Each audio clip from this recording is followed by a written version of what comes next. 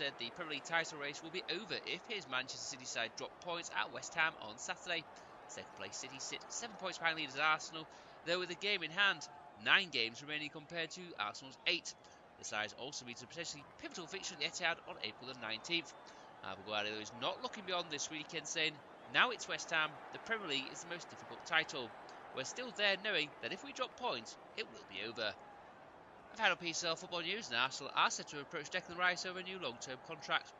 Rice's existing deal still has 2 years left to run, while there's also an option to extend that term by a further 12 months. But the Premier League leaders are looking for the England International to commit his prime years to the club.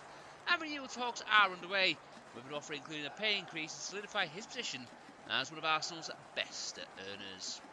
Boxing now, and Chris Billam-Smith will return to the sport rejuvenated and looking to, in his words, make a statement against the bigger names. Those ambitions include boxing Jay Opetaia, widely regarded as the best fighter in the cruiserweight division. Billam-Smith and Opetaia have been linked to a possible fight against each other before, when they both held world titles in 2024. Australia's Opetaia has criticised the Briton for not fighting back then, but Billam-Smith insists he didn't back down and will be keen to get in the ring with the Aussie amongst a host of big-name potential rivals.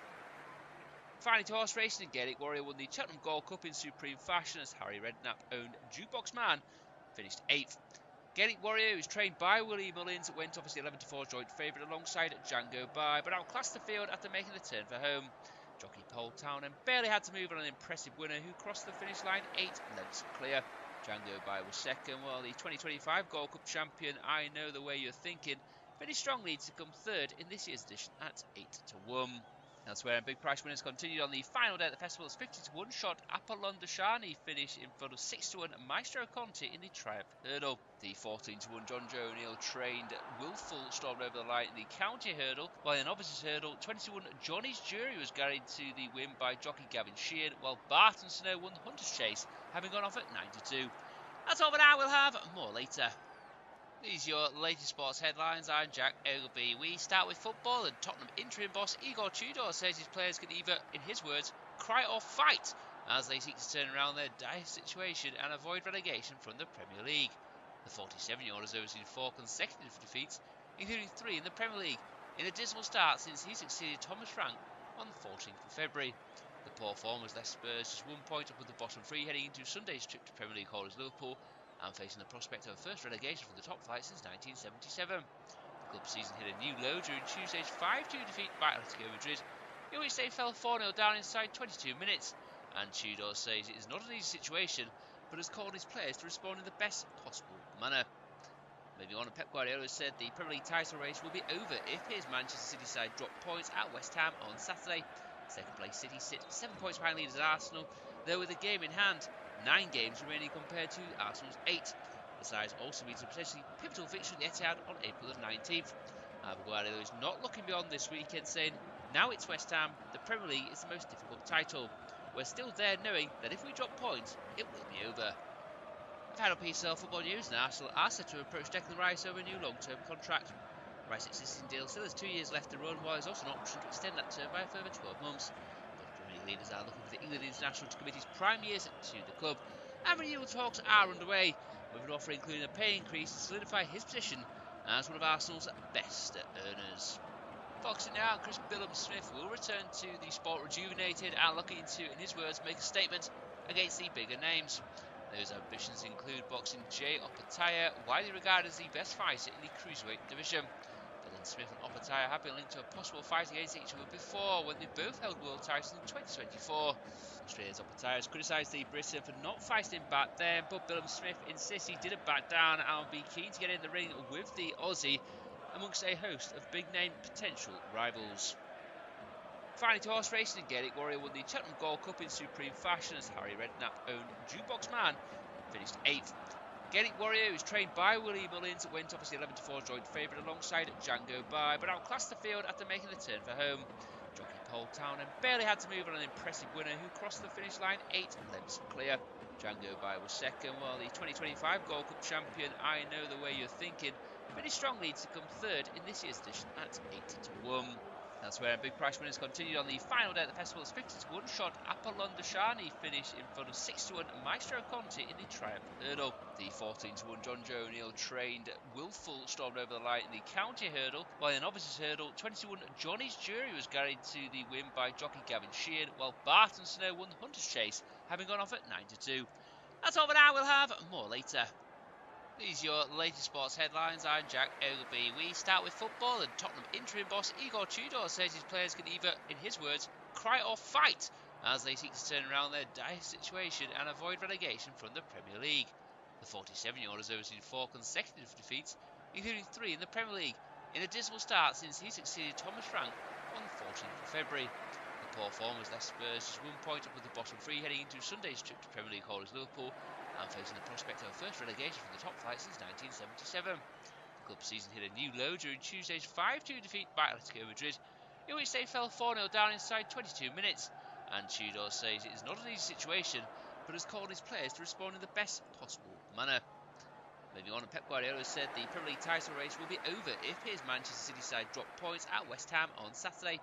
Second place City sit 7 points behind leaders Arsenal, though with a game in hand, 9 games remaining compared to Arsenal's 8. The sides also meet a potentially pivotal fixture at the Etihad on April the 19th. Guardiola is not looking beyond this weekend, saying, now it's West Ham, the Premier League is the most difficult title. We're still there knowing that if we drop points, it will be over. The final piece of football news, and Arsenal are set to approach Declan Rice over a new long-term contract. Rice's existing deal still has 2 years left to run, while there's also an option to extend that term by a further 12 months. Premier League leaders are looking for the England international to commit his prime years to the club, and renewal talks are underway, with an offer including a pay increase to solidify his position as one of Arsenal's best earners. Focusing now on Chris Billam-Smith will return to the sport rejuvenated and looking to, in his words, make a statement against the bigger names. Those ambitions include boxing Jay Opetaia, widely regarded as the best fighter in the cruiserweight division. Billam-Smith and Opetaia have been linked to a possible fight against each other before, when they both held world titles in 2024. Australia's Opetaia has criticised the Briton for not fighting back then, but Billam-Smith insists he didn't back down and will be keen to get in the ring with the Aussie amongst a host of big-name potential rivals. Finally, to horse racing, Gaelic Warrior won the Cheltenham Gold Cup in supreme fashion as Harry Redknapp-owned Jukebox Man finished 8th.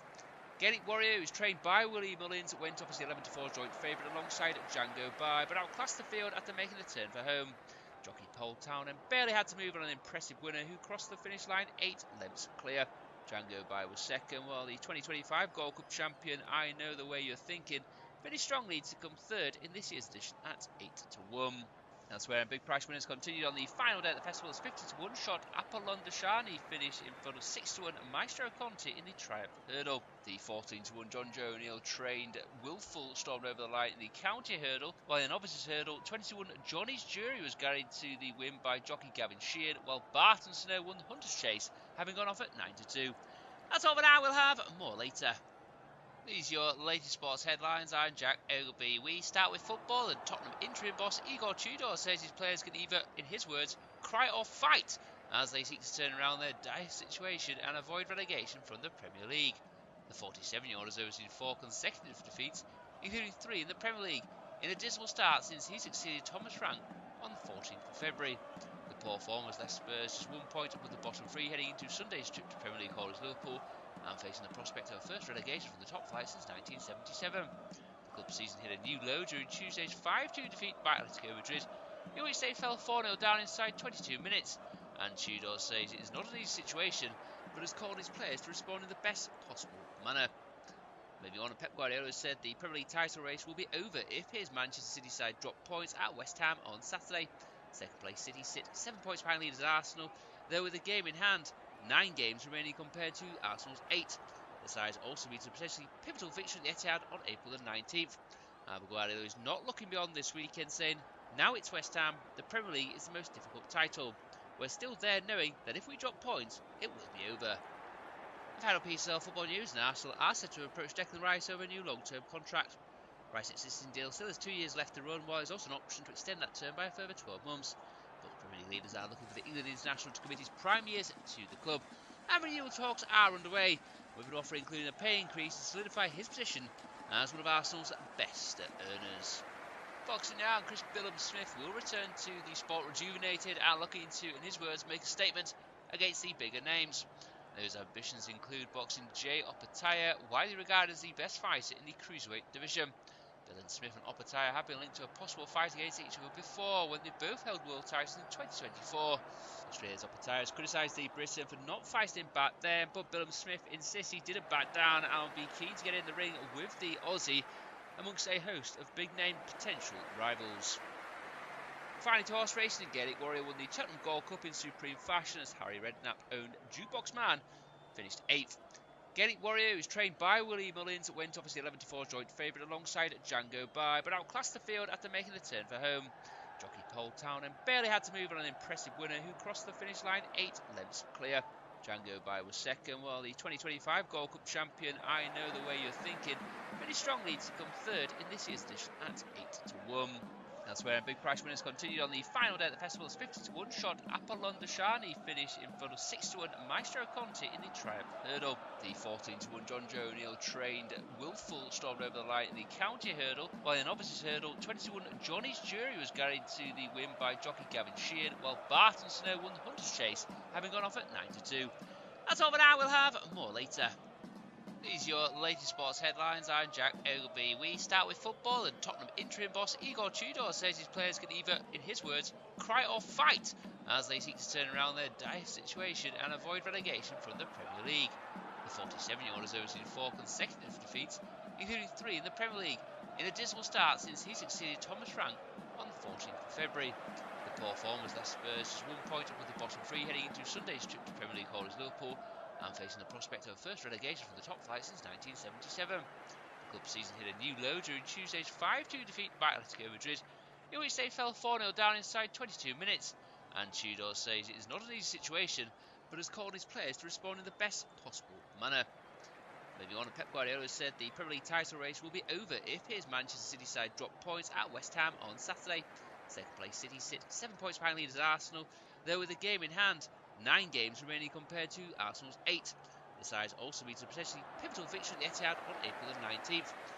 Guardiola is not looking beyond this weekend, saying, now it's West Ham, the Premier League is the most difficult title. We're still there knowing that if we drop points, it will be over.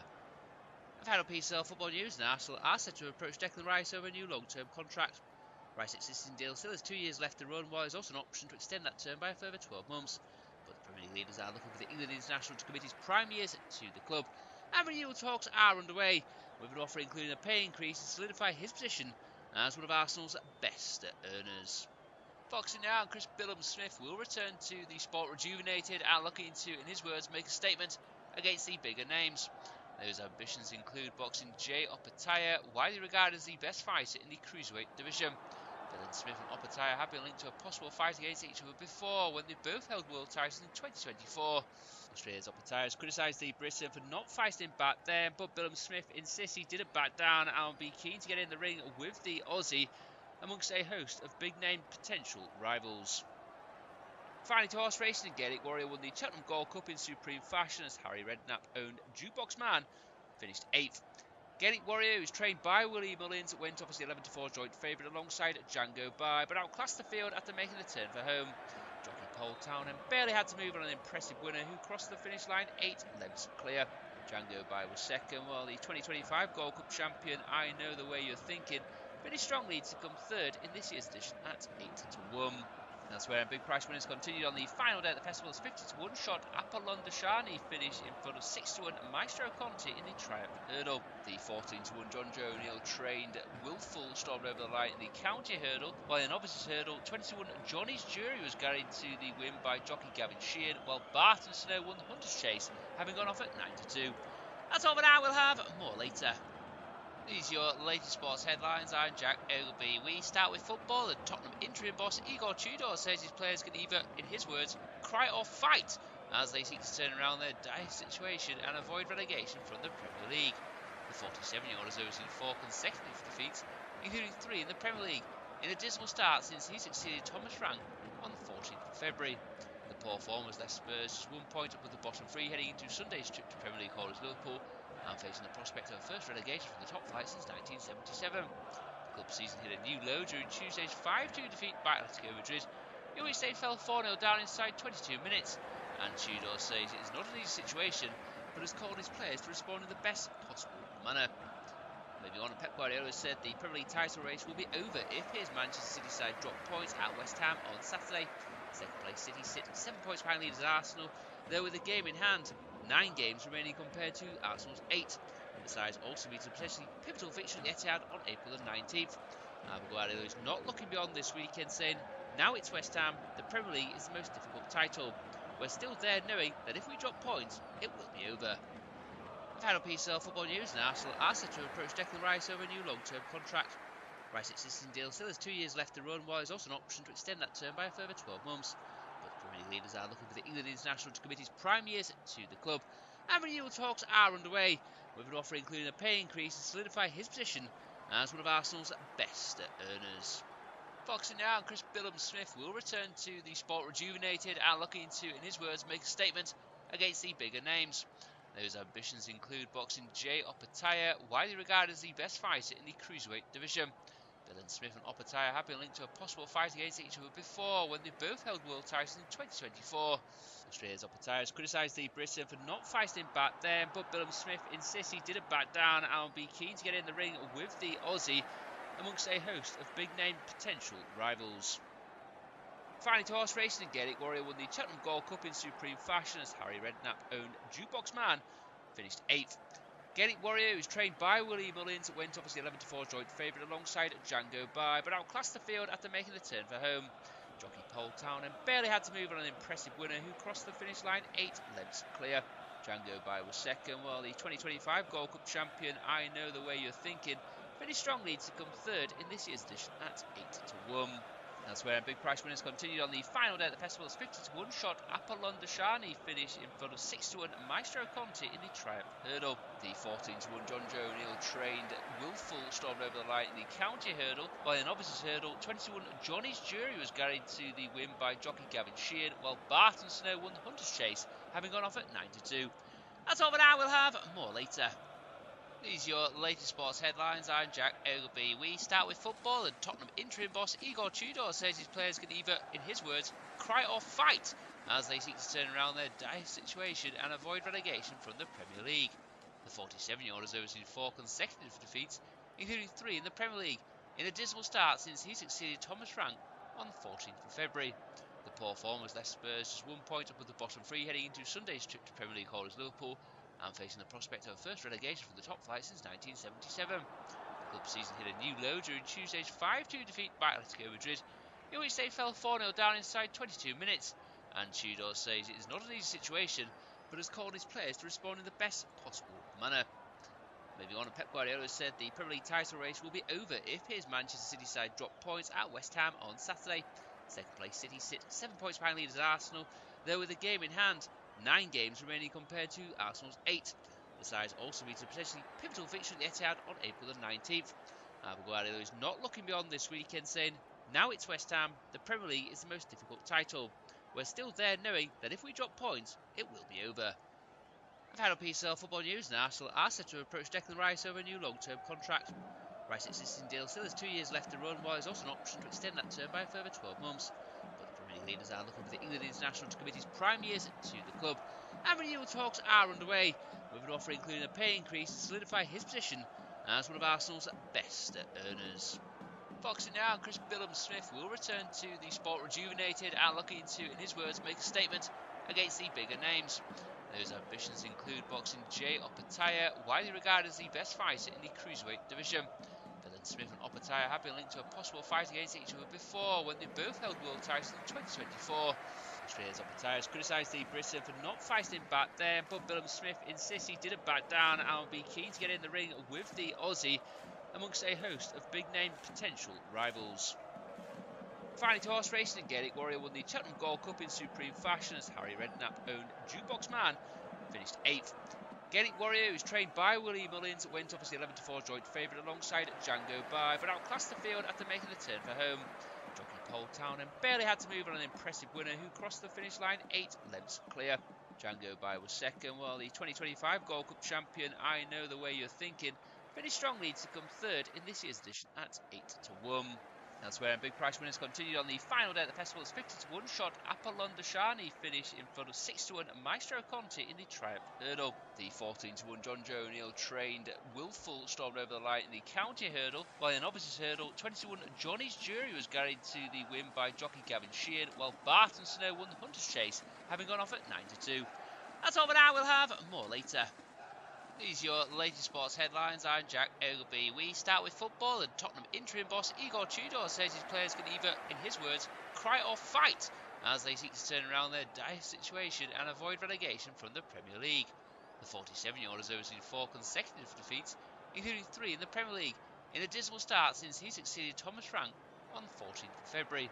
The poor form has left Spurs just 1 point up with the bottom 3 heading into Sunday's trip to Premier League holders Liverpool, and facing the prospect of a first relegation from the top flight since 1977. The club season hit a new low during Tuesday's 5-2 defeat by Atletico Madrid, in which they fell 4-0 down inside 22 minutes. And Tudor says it is not an easy situation, but has called his players to respond in the best possible manner. Moving on, Pep Guardiola said the Premier League title race will be over if his Manchester City side drop points at West Ham on Saturday. Second place City sit 7 points behind leaders Arsenal, though with a game in hand. 9 games remaining compared to Arsenal's 8. The sides also meet a potentially pivotal fixture at the Etihad on April the 19th. Guardiola is not looking beyond this weekend, saying, now it's West Ham, the Premier League is the most difficult title. We're still there knowing that if we drop points, it will be over. Final piece of football news, and Arsenal are set to approach Declan Rice over a new long-term contract. Rice's existing deal still has 2 years left to run, while there's also an option to extend that term by a further 12 months. But the Premier League leaders are looking for the England international to commit his prime years to the club, and renewal talks are underway, with an offer including a pay increase to solidify his position as one of Arsenal's best earners. Foxing now, and Chris Billum-Smith will return to the sport rejuvenated and looking to, in his words, make a statement against the bigger names. Those ambitions include boxing Jay Opetaia, widely regarded as the best fighter in the cruiserweight division. Billum-Smith and Opetaia have been linked to a possible fight against each other before, when they both held world titles in 2024. Australia's Opetaia has criticised the Briton for not fighting back then, but Billum-Smith insists he didn't back down and will be keen to get in the ring with the Aussie amongst a host of big-name potential rivals. Finally, to horse racing, Gaelic Warrior won the Cheltenham Gold Cup in supreme fashion as Harry Redknapp-owned Jukebox Man finished 8th. Gaelic Warrior, who is trained by Willie Mullins, went off as the 11-4 joint favourite alongside Django By, but outclassed the field after making the turn for home. Jockey Paul Townend barely had to move on an impressive winner who crossed the finish line 8 lengths clear.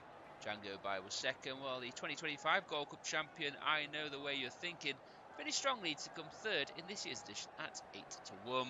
Elsewhere, big prize winners continued on the final day at the festival's 50-1 shot Apollon Dashani finished in front of 6-1 Maestro Conti in the Triumph Hurdle. The 14-1 John Joe O'Neill trained Willful stormed over the line in the County Hurdle, while in opposite hurdle 20-1 Johnny's Jury was guided to the win by jockey Gavin Sheehan, while Barton Snow won the Hunter's Chase, having gone off at 9-2. That's all for now, we'll have more later. These are your latest sports headlines. I'm Jack Ogleby. We start with football, and Tottenham interim boss Igor Tudor says his players can either, in his words, cry or fight as they seek to turn around their dire situation and avoid relegation from the Premier League.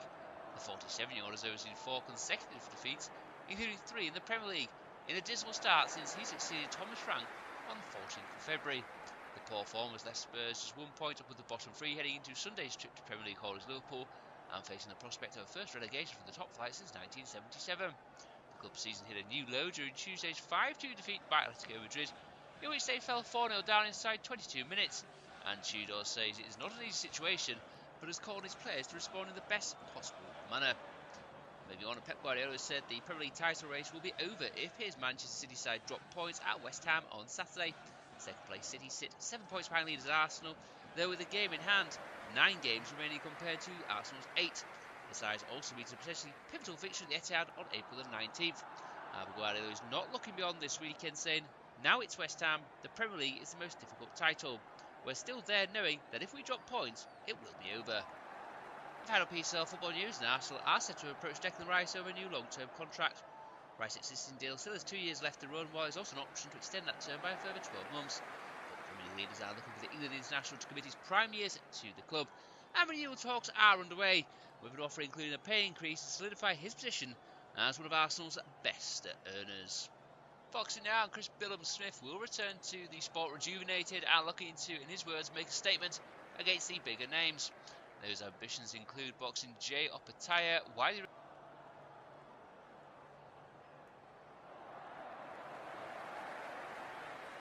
in the Championship this evening as Wrexham host Swansea at the racecourse ground at 8 o'clock. The home side come into this one having lost the last 2 in all competitions despite being unbeaten in their previous 5. They do, however, currently sit pretty inside the playoffs with a 3-point gap down to Southampton. Tonight they face a side in Swansea who are looking to try and close the gap before the end of the season. The Swans have won 5 of their last 8 coming into this one and are just 5 points back from tonight's opponents. The fact the gap is so little is made even more impressive when taking into account how low down the table Swansea were when Vitor Matos took over. Since the Portuguese took charge. And it's a very warm welcome to this independent off-tube studio-based commentary of this Championship fixture at the racecourse ground in North Wales between Wrexham and Swansea. The two sides have just got underway with the home side getting us kicked off. This is myself, Luke Ashurst, alongside me is Lewis Raftery to take you through all of the action. And well, on this Friday night, which we assume will be quite cold in North Wales this evening, these are two sides who have got promotion in their sights, at least the playoff football in their sights. Lewis, it's just 5 points to separate the two. I'll break off because Swansea have nabbed it back in midfield. Here's a decent chance coming forward. It's Franco. Franco with an early strike, made a hash of it.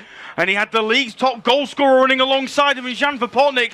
Lewis, early chance straight away inside a minute. And I tell you what, I think Swansea should be 1-0 up. Oh, 100%. I think he's got to pass. He's got to. The problem is he takes it too far, doesn't he? Where the pass is then off his radar, but he goes too wide. Actually, what a start that would have been for the visiting Swans there. As you say, it would have said, you know what? If the pass doesn't work, it doesn't work. But that's the league's top scorer, as you say. That's their top scorer. If you're Verpotnik, I'm sitting there going, look, I'm here to score you goals. If you don't feed me the ball, we're not going to do that. And that would have been a great chance to start really hot, and they're coming forward again. Yeah, they are coming forward again. Swansea long ball centre of the top, looking towards Ronald, and he's got goal side of Doyle. Can he keep it in? He can't. It's just drifted out of play for a goal kick. Really interesting start to this one.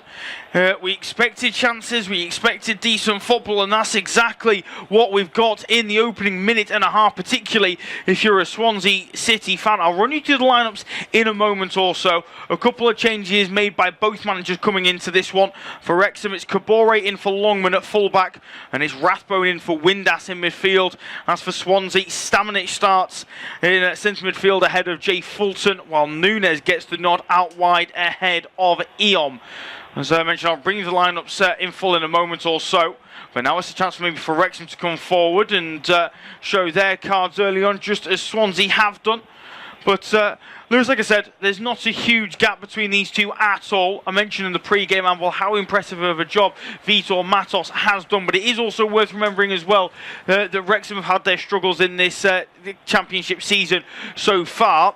And well, despite losing the last 2 in all competitions, they do still sit within inside the playoffs by 3 points. So both teams having a really good second half of the season, and both very much pushing for the postseason, shall we say? Yeah, 100%. And the problem I think Wrexham have is, as you say, it's 2 losses in the last 2 against Hull and that big FA Cup game against Chelsea. There's nothing wrong with losing them 2 games, really, is there? I think Wrexham, their only problem that they have is if they do maybe lose tonight or even just drop points, is that top 5, if you will, starts to get away from 6th place. 6th place all the way in the playoffs becomes quite isolated. Yep. They're 5 points off of Hull.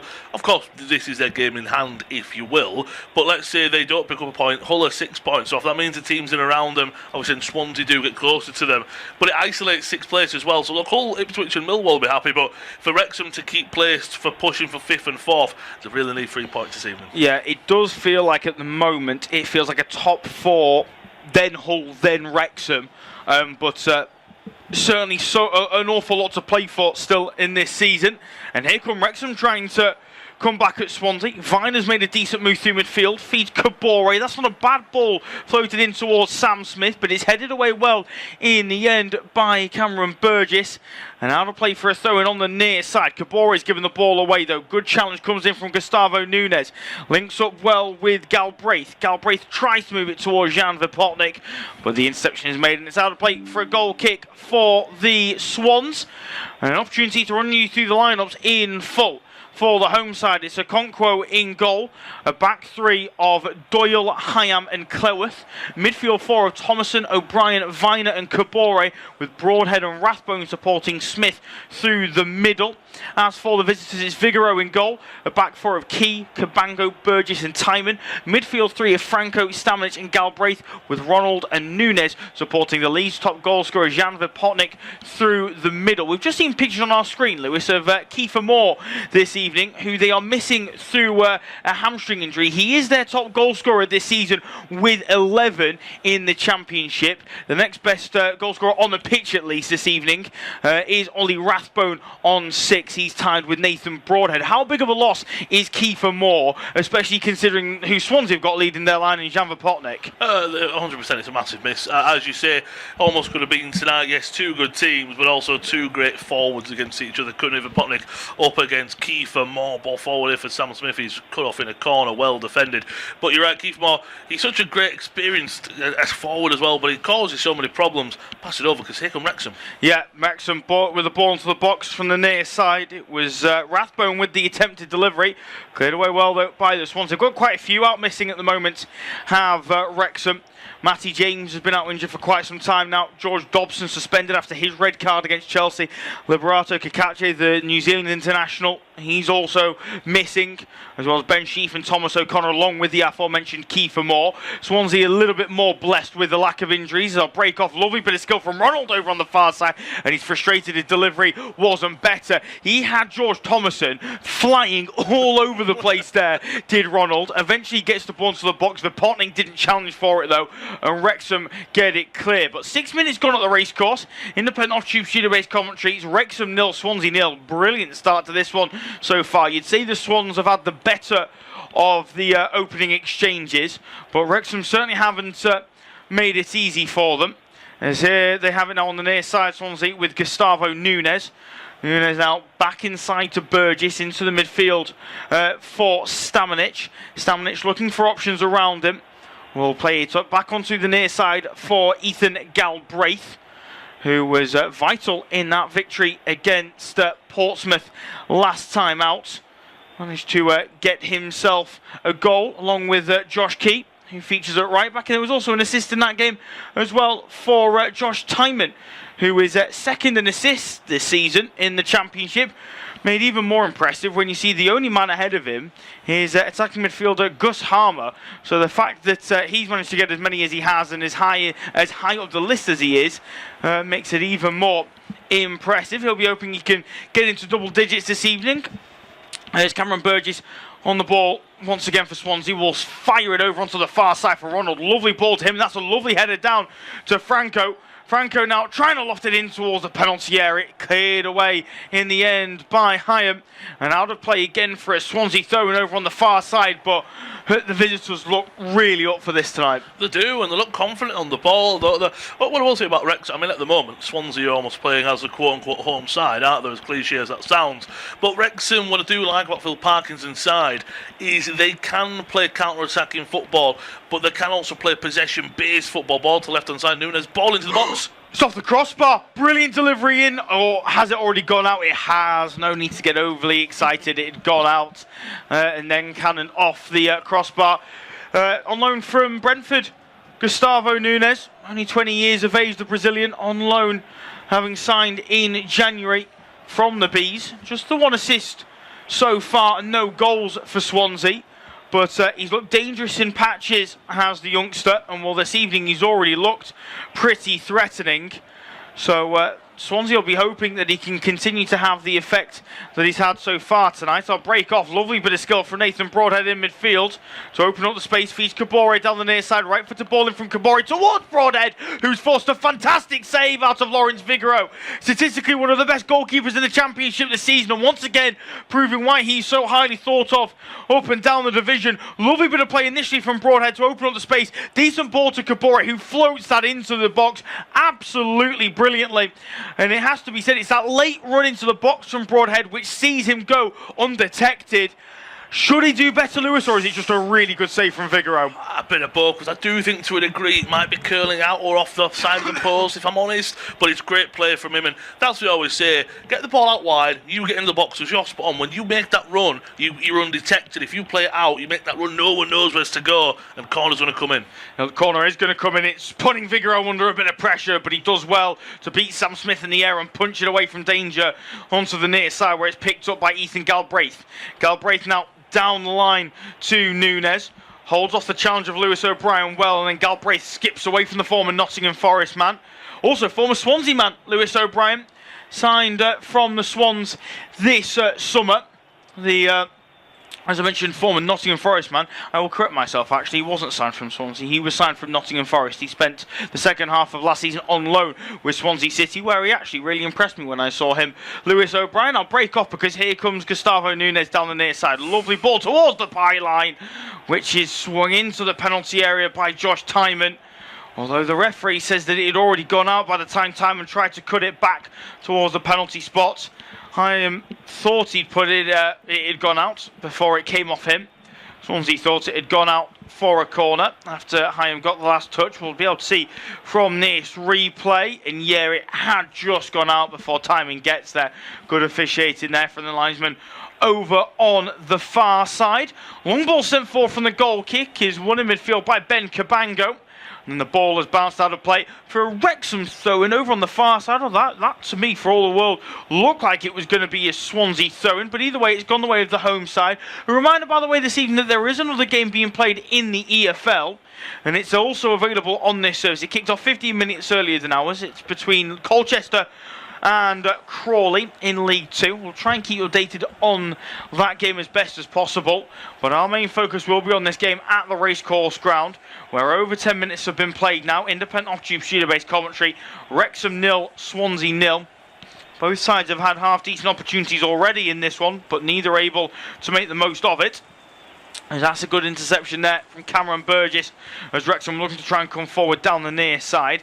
His long ball sent forward, though, is well dealt with by the home team, and they'll just knock it back to Arthur Okonkwo, who will launch this one long over the top, looking towards Sam Smith. It's then gathered well in the midfield by Rathbone. Here now is Broadhead over onto the far side for Thomason. Back now to Doyle. Doyle down the line to Broadhead. Now to Thomason once more. Left-footed ball to the edge of the penalty area. Feeds Rathbone with the effort. Thought he was caught from behind there. Referee this evening, Tom Neild, says no foul. Rathbone not overly happy with the decision. It was hard to really tell. I don't think Rathbone hits the deck if he's not caught from behind, but I think the referee had a decent view of it. Yeah, it's one of them as well, where I don't know if whether he's caught or not. He feels the pressure, so he's almost bracing for the impact and goes down upon that. Not too sure. We haven't seen a replay of it because Swansea got quickly back on the way Figueroa with a long ball forward anyway, so nothing comes of it. It's one of them, isn't it, where I'm not saying Rathbone's gone down easy. I'm just saying none of his teammates really asking for it. It was more him personally saying, "Ref, why is that not a foul?" But it's been, as you said, it's a really good start for Swansea. But I mean, you covered Wrexham in that great game against Chelsea. They're always entertaining, aren't they? Whether they're the better team or the second best team, they're always trying to put on a good show. And as I say, whether it's sitting back and counter-attacking on the ball, Wrexham are always a joy to watch. And both these teams want to play football. Yes, they will defend and in stalls and sit back, but they both want to play football. So it's a really good mash of two sides. And as you say, when there's so much on the line in terms of that pushing for playoff for both sides, there's so much tension in the air. But I'm happy to see that both teams are put off by that. They're thriving on it, if anything. Yeah, absolutely. They've got players up and down the field, Wrexham, who can really make a difference, who are real top quality, some of which they've brought up with them from League One, which makes what they're doing this season even more impressive. Yes, they have spent a lot of money, but there are quite a few of the players that they've utilised a lot this campaign who have come up from the lower division. So you can't knock them for that. I was very impressed with a number of them against Chelsea, in particular Callum Doyle, who they signed this summer from Manchester City for a little over £5 million, and he was superb against Chelsea, and he's looked pretty useful this evening as well, it has to be said. George Thomason over on that far side as well really impressed me against Premier League opposition. Wait to see what he can do this evening. But yeah, no, they've got quality up and down the field, have the home side, and players who can really make a difference in a split second, and sometimes that is exactly what you need. Swansea, though, to be fair to them, have got similar. Ronald, one of those who can make something out of nothing. Jan Potnik as well. Really like Ethan Galbraith on the ball. I think he's a really tricky central midfielder, and we've already mentioned Josh Timon and his exploits in an attacking sense.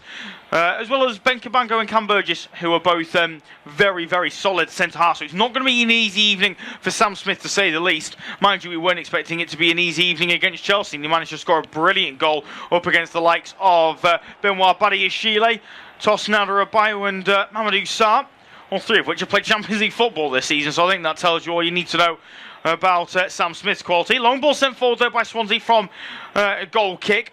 He's kept in well by Ronald over on the far side. There's then appeals for a foul for Wrexham. Referee plays advantage as they've moved it well down the left-hand side. Here's Broadhead. Ball into the boxes behind everybody in a red shirt and easily cut out by Galbraith. And they've committed a few bodies here of the side in red.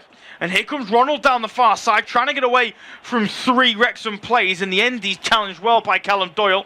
And the ball's put out of play for a Swansea throw-in over on the far side. It's very end-to-end. You can tell it's two teams that like to move the ball forward with pace. Credit where credit's due to Vitor Matos. Yes, there's still a side that like to dominate possession, but it felt a lot of the time under various managers, actually. Swansea were way too slow. Yeah. This season they've been a little, well, under Vitor Matos, they've been much more expansive. No, you're spot on there. It's almost possession, but that possession for possession's sake, isn't it? Under the new Portuguese boss, it's yes, I want possession, but I want it to be zipped around. I want quick passing, one touch here and there. There's no wrong with going back to your centre-backs and your goalkeeper, which Cabango's forced to do here. But quickly, don't take a touch and then slow it down. It's almost just keep that constant tempo moving and going forward. And I mean, as you say, but they had a great time under the likes of Brendan Rodgers and Laudrup. But apart from that, they never really had a real lockdown of a manager, did they, for years and years, did Swansea? They're coming forward here, over a chance. Yeah, they are coming forward. It's ball played in towards Gustavo Nunes. It's miscontrolled by the Brazilian out of play for a goal kick. You look at the last few managers, Swansea. I mean, I'm a big fan of Graham Potter. I'm a big fan of Steve Cooper. They're slightly different types of managers, but Michael Duff never has overly impressed me as a gaffer, it has to be said. Anybody who's watched Luke Williams in charge of MK Dons this season will tell you, yes, they're the top goal scorers in League Two, but it's a miracle because they are so dull to watch. I'll break off. Here come Wrexham. Oh, that's not great from Thomason over on the far side. I think it's a left-footed ball into the box that he's just miscued horribly. Alan Sheehan, I felt a little bit bad for it. Did feel a little bit like he was slightly out of his depth and didn't really have a style of play. It was more just the owners want me to have the ball, so we're going to have the ball, and he never really knew what to do. But credit where credit's due to Vitor Matos. He's come in this season and he's been absolutely fantastic, winning 11 of his 22 games in charge. It's really interesting with Vitor Matos. Yes, he's quite new to managing. His managerial career is quite young. He's got an exact 50% win record over the course of his managerial career, which I quite like. That's not going to be maintained this evening, whether he wins, loses or draws, but he'll be open. He picks up all 3 points, but I did think that was quite funny. I quite like that when I looked into it. He was always well regarded at Liverpool as well in his time on Merseyside. As here comes Swansea now on the attack through midfield. Cabango step forward from the back four, tries to feed Potnik. He hits the deck inside the penalty area. Muted appeals, it has to be said, from the side in white. Galbraith then fires a lovely ball over to Ronald on the far side, and he's got away from Thomason. Ball into the box is cut out by Doyle. It will find its way there to Burgess on the edge of the box. He didn't fancy the strike from distance. Will lay it back off to Ronald. Here's Burgess. Chip ball towards the back post is half dealt with by Kabore, but it will be gathered by Gustavo Nunes on the Swansea left. Right-footed ball again is towards the back post. Won't be dealt with. Gathered by Ronald. Will it? No. Terrible touch from the number 35 and straight out of play for a goal kick. He looks frustrated with himself. Vitor Matos looks quite frustrated, but a really nice move from the Swans once again. It was lovely, and in terms of the moves both teams are putting together, they're always quite nice, aren't they? As you're saying, it's not a good touch from Ronald, but it does bobble a little bit, unfortunately for him, doesn't it? Vipotnik very half-heartedly asking for a penalty. It's one of them where him and Dominic Hyam, Vipotnik's backing into the Wrexham centre-back. The Wrexham centre-back's got arms all over him. Vipotnik then almost goes down, saying, well, did you see he had a hold of me, referee? But you were backing into him. They were both fouling each other. It's never a penalty. It's not a foul for the centre-back either. But I think at the moment, you would say that the best chance has fallen for Broadhead and Wrexham. But I would say in terms of momentum and who's been the better side and who's more confident, probably the Swans in this close to opening 20 minutes or so. Yeah, I'd agree with you. The one thing I would say in Wrexham's favour is they've done something that most sides fail to do for 20 minutes, and that's keep Jan Vipotnik relatively quiet. I'm not sure there'll have been many people coming into this season that would have had Vipotnik as the league's top goal scorer, but I think it's fair to say that the Slovenian has proven a lot of people wrong this season with his 17 goals for Swansea in the Championship, 19 in all competition after his 2 in the EFL Cup. It baffles me with Jan Vipotnik because he's always struck me as a bit of a limited footballer, but this season he's been anything but. He's scored headers, he's scored goals with his left and his right foot, he scored from close range, he scored from distance. He's been absolutely fantastic, and we've obviously talked about how good Vitor Matos has been for Swansea since coming in, and he's given the side a real direction, but as has Jan Vipotnik's given them somebody to give the ball to. He's linked up brilliantly in midfield, and he's been slotted in brilliantly. Gonzalo Franco to Jan Vipotnik. Oh, what a save, Okonkwo, and put out a play for a corner by George Thomason. Just as we're talking about the Slovenians' exploits, he sets through one-on-one with Arthur Okonkwo brilliantly by Gonzalo Franco, who has that in his locker. And I can't believe Vipotnik's... Well, I was going to say missed. He's not missed. He's forced a fantastic save from Okonkwo. It's a world-class save, as you say.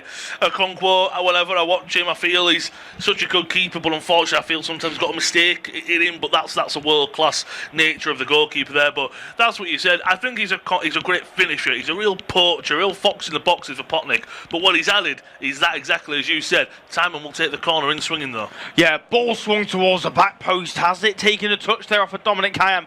I don't think it has. Although he looked like they may be setting up for a long throw, so I think potentially the Wrexham skipper did get a touch. Look, it's a great save from Okonkwo. One thing I would say as well is I actually think the defenders do really well to catch up with Vipotnik, and they're just lingering behind, aren't they? He knows he can't take an extra touch, the 23-year-old, and he has to strike it. I don't think he's quite set. And in the end, he forces Okonkwo into a fantastic save, but he should score. Make no mistake of it. Still Swansea, though, are looking to try and come forward down the near side with Timon, who's asking for some options around him. He links up well, though, with Burgess. Burgess then plays it down the line for Timon. Inside now for Galbraith. Galbraith has options left and right. He chooses to go for goal instead. It's blocked, but it will find its way back to Marko Stamanic. Stamanic now will drive towards the penalty area before laying it off. Back to Timon. Timon thought about the cross. Instead, we'll play a 1-2 between himself and Galbraith. Loose touch, sees the ball bounce towards Gustavo Nunes, who does well to recycle it. Then Galbraith will swing a ball towards Vipotnik, headed away well by Hyam once again. Now here it is over on the far side with Ronald. Ronald to Stamanic. Stamanic now back to Cabango. Cabango into midfield for Burgess, who has floated that ball towards the back post where nobody was waiting. I was just trying to see, had maybe somebody drifted offside, made a run. No, it was just really poor from Cam Burgess, who wasn't overly happy that he wasn't given a penalty from that corner. The shirt is being pulled there by Dominic Hyam, but he's nowhere near enough for a penalty. No, it's not a penalty, but what you definitely would say is it's clumsy from the Wrexham defender. You're spot on, it's not a penalty. I just think it's something that if I'm the referee, you just go over to him, look, Dominic, that's not a foul, and I will not give that as a penalty. But if you continue to do that, you're going to be in my eyesight every single time, so you've kind of just got to watch out there. But quickly, as they have a throw on the right side of Swansea. But that's different what you were speaking about. When I watched Vipotnik last season, very little. So he scored a great goal against Leeds in the last minute for her, but it was an equaliser or was a winner. I can't remember. It was a great strike, and I was going, oh, you haven't impressed me, but that's a great strike. You've got the fundamentals there, if you will. And I thought, oh, he's a good finisher. Does he bring anything else? Look, as a number 9, that's all you need. But you just spoke about what he did there. That little touch and go, that pass, a hold-up play to bring his side in. Great pass. But you're right, the back three almost just breathing down his neck, didn't they? So he knew he couldn't take another touch. He was kind of forced into the shot. But biggest chance of the game. And a guy who's the leading top goal scorer in 17, I thought he was going to make it 18 league goals there. Yeah, very, very nearly adding to his league tally, but unable to do so thanks to a brilliant save from Okonkwo. Long ball sent forward from Lawrence Vigouroux. His overhit just bounces out of play for a Wrexham throw-in on the near side. Camera just pans over to Vitor Matos, who's got a Swansea City sweatshirt on, a sweatshirt that is sponsored by Death Row Records, quite possibly my favourite celebrity ownership in the Championship, it has to be said. Here comes Sam Smith, though, for Wrexham after a decent ball down the near side is picked up by the former Reading man. Here now is Doyle. What a ball. That is in behind. Broadhead. Lovely skill. Broadhead. Oh, what a goal. What an unbelievable goal to give Wrexham the lead. Nathan Broadhead, who's looked fantastic this evening with some fantastic footwork inside the penalty area. And out of nowhere, it's the home side the lead. Wrexham 1, Swansea 0. What a piece of play that was. He already did that great piece of play where he whipped it out to the right side to Gabori and he had that header. That was a great chance there. But what a reverse pass that was into him as well. But I think he does so well. Sam Smith's in the middle. He's not wide open for the pass, but I think he almost uses him as a bit of a decoy to go for goal himself. Well, Sam Smith's played through and he just do well to just slow it down and play it slowly. You've already spoke about Doyle, the man signed from Manchester City in the summer.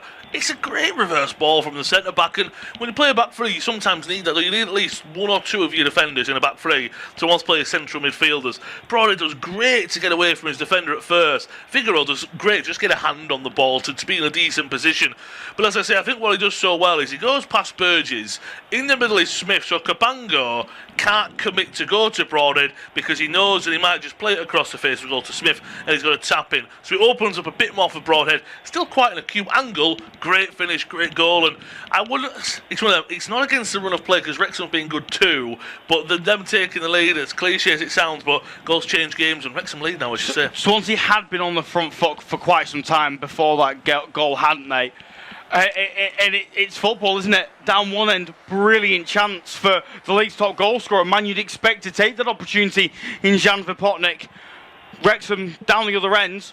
Nathan Broadhead, for his 7th league goal of the season, makes no mistake and gives the home side the lead. We are a quarter of the way through this one. It's been a fantastic Welsh derby so far this evening. It's Wrexham 1, Swansea 0. Independent off-tube studio-based commentary. I'm going to hand it over to Lewis to take us through to half-time. Cheers, Luke. You're spot on. It's 26 minutes on the clock and it's absolutely flown by so far. You're spot on. It's been a great watch so far at the racecourse ground. And as he just said, Nathan Broadhead with his 7th league goal of the season has put the Red Dragons 1-0 up. Swansea do have the ball, but you can almost see sometimes in modern football, you see a team go 1-0 up and they start to sit off and they press less aggressively, less intently. If anything, I think it's just up to Wrexham. They want maybe to go and get a second, and that's what I always do like about Wrexham whenever I watch him. Looking at the stats, 3 shots for Wrexham, 4 for Swansea, 1 on target, that being the goal for the Red Dragons, 2 for the Swans. 60% possession for the visitors, who are on the ball with Vigouroux and into the feet of Burgess. But you can just see that Wrexham are, if anything, cutting off the passing lanes at the moment. This 3-4-3, it's very fluid. They've almost got to a degree. Rathbone's up there in that front three, but he drops back to help out O'Brien and Vida as much as he can, really. Galbraith, been impressed by him this evening so far. Timon, they haven't been able to get on the ball, Wrexham, since they scored that goal. That's a poor touch from O'Brien. Timon puts it into the box, just puts it into a dangerous area. But after Okonkwo, he's already made a great world-class save, as Luke's already spoke about, from Vipotnik. Comes out, claims it calmly and coolly. And that's one of them where Vipotnik, I'm sure he will be... Because the chance, it's one of them, isn't it? If he takes his chance, it's a great save, as you said. It's not that he hasn't really taken his chance, it's just a great save from Okonkwo. He'll be sitting there going, if only I'd have put my side 1-0 up. Okay, Rathbone could have made it 1-1, but we were up there. He'll be chomping at the bit for another half chance to give his side that equaliser, because that's the life of a striker, of course. Yeah, but he won't miss the next one for Potnick, that's one thing for certain. So it just feels like Swansea have got to just continue doing what they're doing, continue creating those chances, continue putting Wrexham under pressure. Yes, the home side now will probably sit a little bit deeper up until the interval and try and consolidate this lead. but you just feel that while you'd expect Vipotnik to take that opportunity, he will take the next one. And they've certainly got the players in this side, have the visitors, to create those opportunities and cause further issues. It is worth remembering that this result currently, as things stand, moves Wrexham 6 points inside the playoffs. Yes, the likes of Southampton, Derby and Watford are yet to play this weekend, but 6 points feels like it feels a big gap at this stage of the season. It does, and I know I'm not trying to sit here saying you want to slip up, but it gives you the opportunity to slip up once, doesn't it, in the running that we're going to have in the next few weeks. It's in your hands. 100%, you're right. And also, you're spot on. Yes, Southampton has Swansea ball into the box from Ronald, gets out for a corner for the Swans. Again, Wrexham, as Luke rightfully put, they're going to sit back after the 1-0 up, but Swansea, they're not even allowing Wrexham a touch of the ball. But you are right, for example, let's say we've Southampton with their 6 points above right now. We've got a game we've got to play at the weekend. Yeah, but you have to play top of the table Coventry, so that's not a guaranteed 3 points. And I'm sure that they'll be thinking, Southampton, look, we're in some good reign of form, but the teams in and around Southampton, probably now to Swansea, it's so close at time. And that's a poor crossing from the far side. It falls for Nunes. He whips the ball. That's a good run. Let's go up, and it's just going to go over. Cabango was there. Burgess was there. But it's a Swansea skipper, Cabango, who just gets underneath it a little bit and nods it wide. Of course, from set pieces, ever so dangerous. We did see a stat come up earlier about goals from set pieces, or maybe perhaps corners. I can't remember how our broadcasters worded it, but Wrexham was second for set pieces / corners. So we know how dangerous they can be. Hyam's there as well, and I will say, watching it back, that might have even gone off the head of Cabango, off of then Hyam. But regardless, Swansea Wrexham had a goal kick, and now they've lost it because Swansea are on the ball, and they look like they've got the bit between the teeth. They're coming forward with Galbraith down the left-hand side. Back it goes into Stamenic, back to skipper Cabango. He'll switch it wide to Ronald. He's been so lively down that right-hand side. He's going to take on his wing-back once again, cuts inside a little bit too far. The Swans will keep the ball though. Cabango floats one in against those three big centre-backs as well. It's always a bit awkward. And I think, if anything, that's what Vipotnik's done so well, because he hasn't been involved, but when he has, he's done so well, because he's up against Cleworth, Hyam and Doyle. That's hard for anyone, and I'm not sitting there saying you've got to put another striker on, but I think someone's got to get a little bit closer to Vipotnik just to help, because at the moment, yes, they're playing some good stuff in front of the ball, but unless Ronald puts a good ball in here, which he puts a decent one in just over the head there of Nunes, it's just one of them that I think he's not looking isolated, Vipotnik, but he's up against three big centre-backs, and that makes it quite awkward for any striker. Yeah, both wingers are playing quite wide, aren't they? They're, it's one of those where I think you probably want Key and Tymon a little bit further forward, but they're being restricted because of how good Broadhead and Rathbone have been in possession. So what you need is you need Gustavo Nunes and Ronald to be a little bit more central, almost play as wide number 10s, as Ruben Amorim would call them, and allow Key and Tymon to come further forward and offer a bit more width themselves, or you get Galbraith and Franco further up the pitch and basically have them play as 10s and Stamenic sit deep. But then you're asking an awful lot of Stamenic to deal with the attacking prowess of Lewis O'Brien, who of course Swansea know so well from his time last season at the club. So they're kind of stuck between a rock and a hard place at the minute at Swansea. It feels like they'll be frustrated because I would argue they have been the better of the two sides in this first half. They'll be frustrated that they're probably going to go in at half-time a goal down, but it does feel like potentially they are going to need 15 minutes with their manager just to reassess and work out how best to go about it, because they're well and truly in this game. As I've said, they've been arguably the better of the two sides. They certainly have more sustained spells of pressure. They're just they're just missing something in that final third, aren't they? Unless it's a mistake from Wrexham when they get dragged out of position, they're not really looking too threatening in the final third. No, they're not. I think you're spot on with that. Swansea do have the ball though at the feet of Burgess. Who said Stamenic, he's dropping a little bit further back at the moment. He's almost splitting the two centre-backs. Just over half an hour played here at the racecourse ground, approaching 33 minutes on the clock. It's independent off Tube Studio commentary of all the action from this Friday evening clash at the top of the table, or at least in the playoff picture in the Championship. Wrexham hosting Swansea, and thanks to Nathan Broadhead's goal on the stroke of the 25th minute mark. It's the Red Dragons who lead 1-0 against the visiting Swans. And again, since That goal, looking as we all love a bit of a match momentum graph, but it's all been for Swansea. And as you said, looking at the match momentum graph, as we just popped up on our screens as well, you were spot on that it's against the run of play. Before the goal went in, Swansea were just getting on top. We'll bring Luke in a moment. That's a lovely ball from Nunes into Galbraith. Not many white jerseys in the box. Ball comes in. It's deflected off of Kabore. It'll go wide for a corner.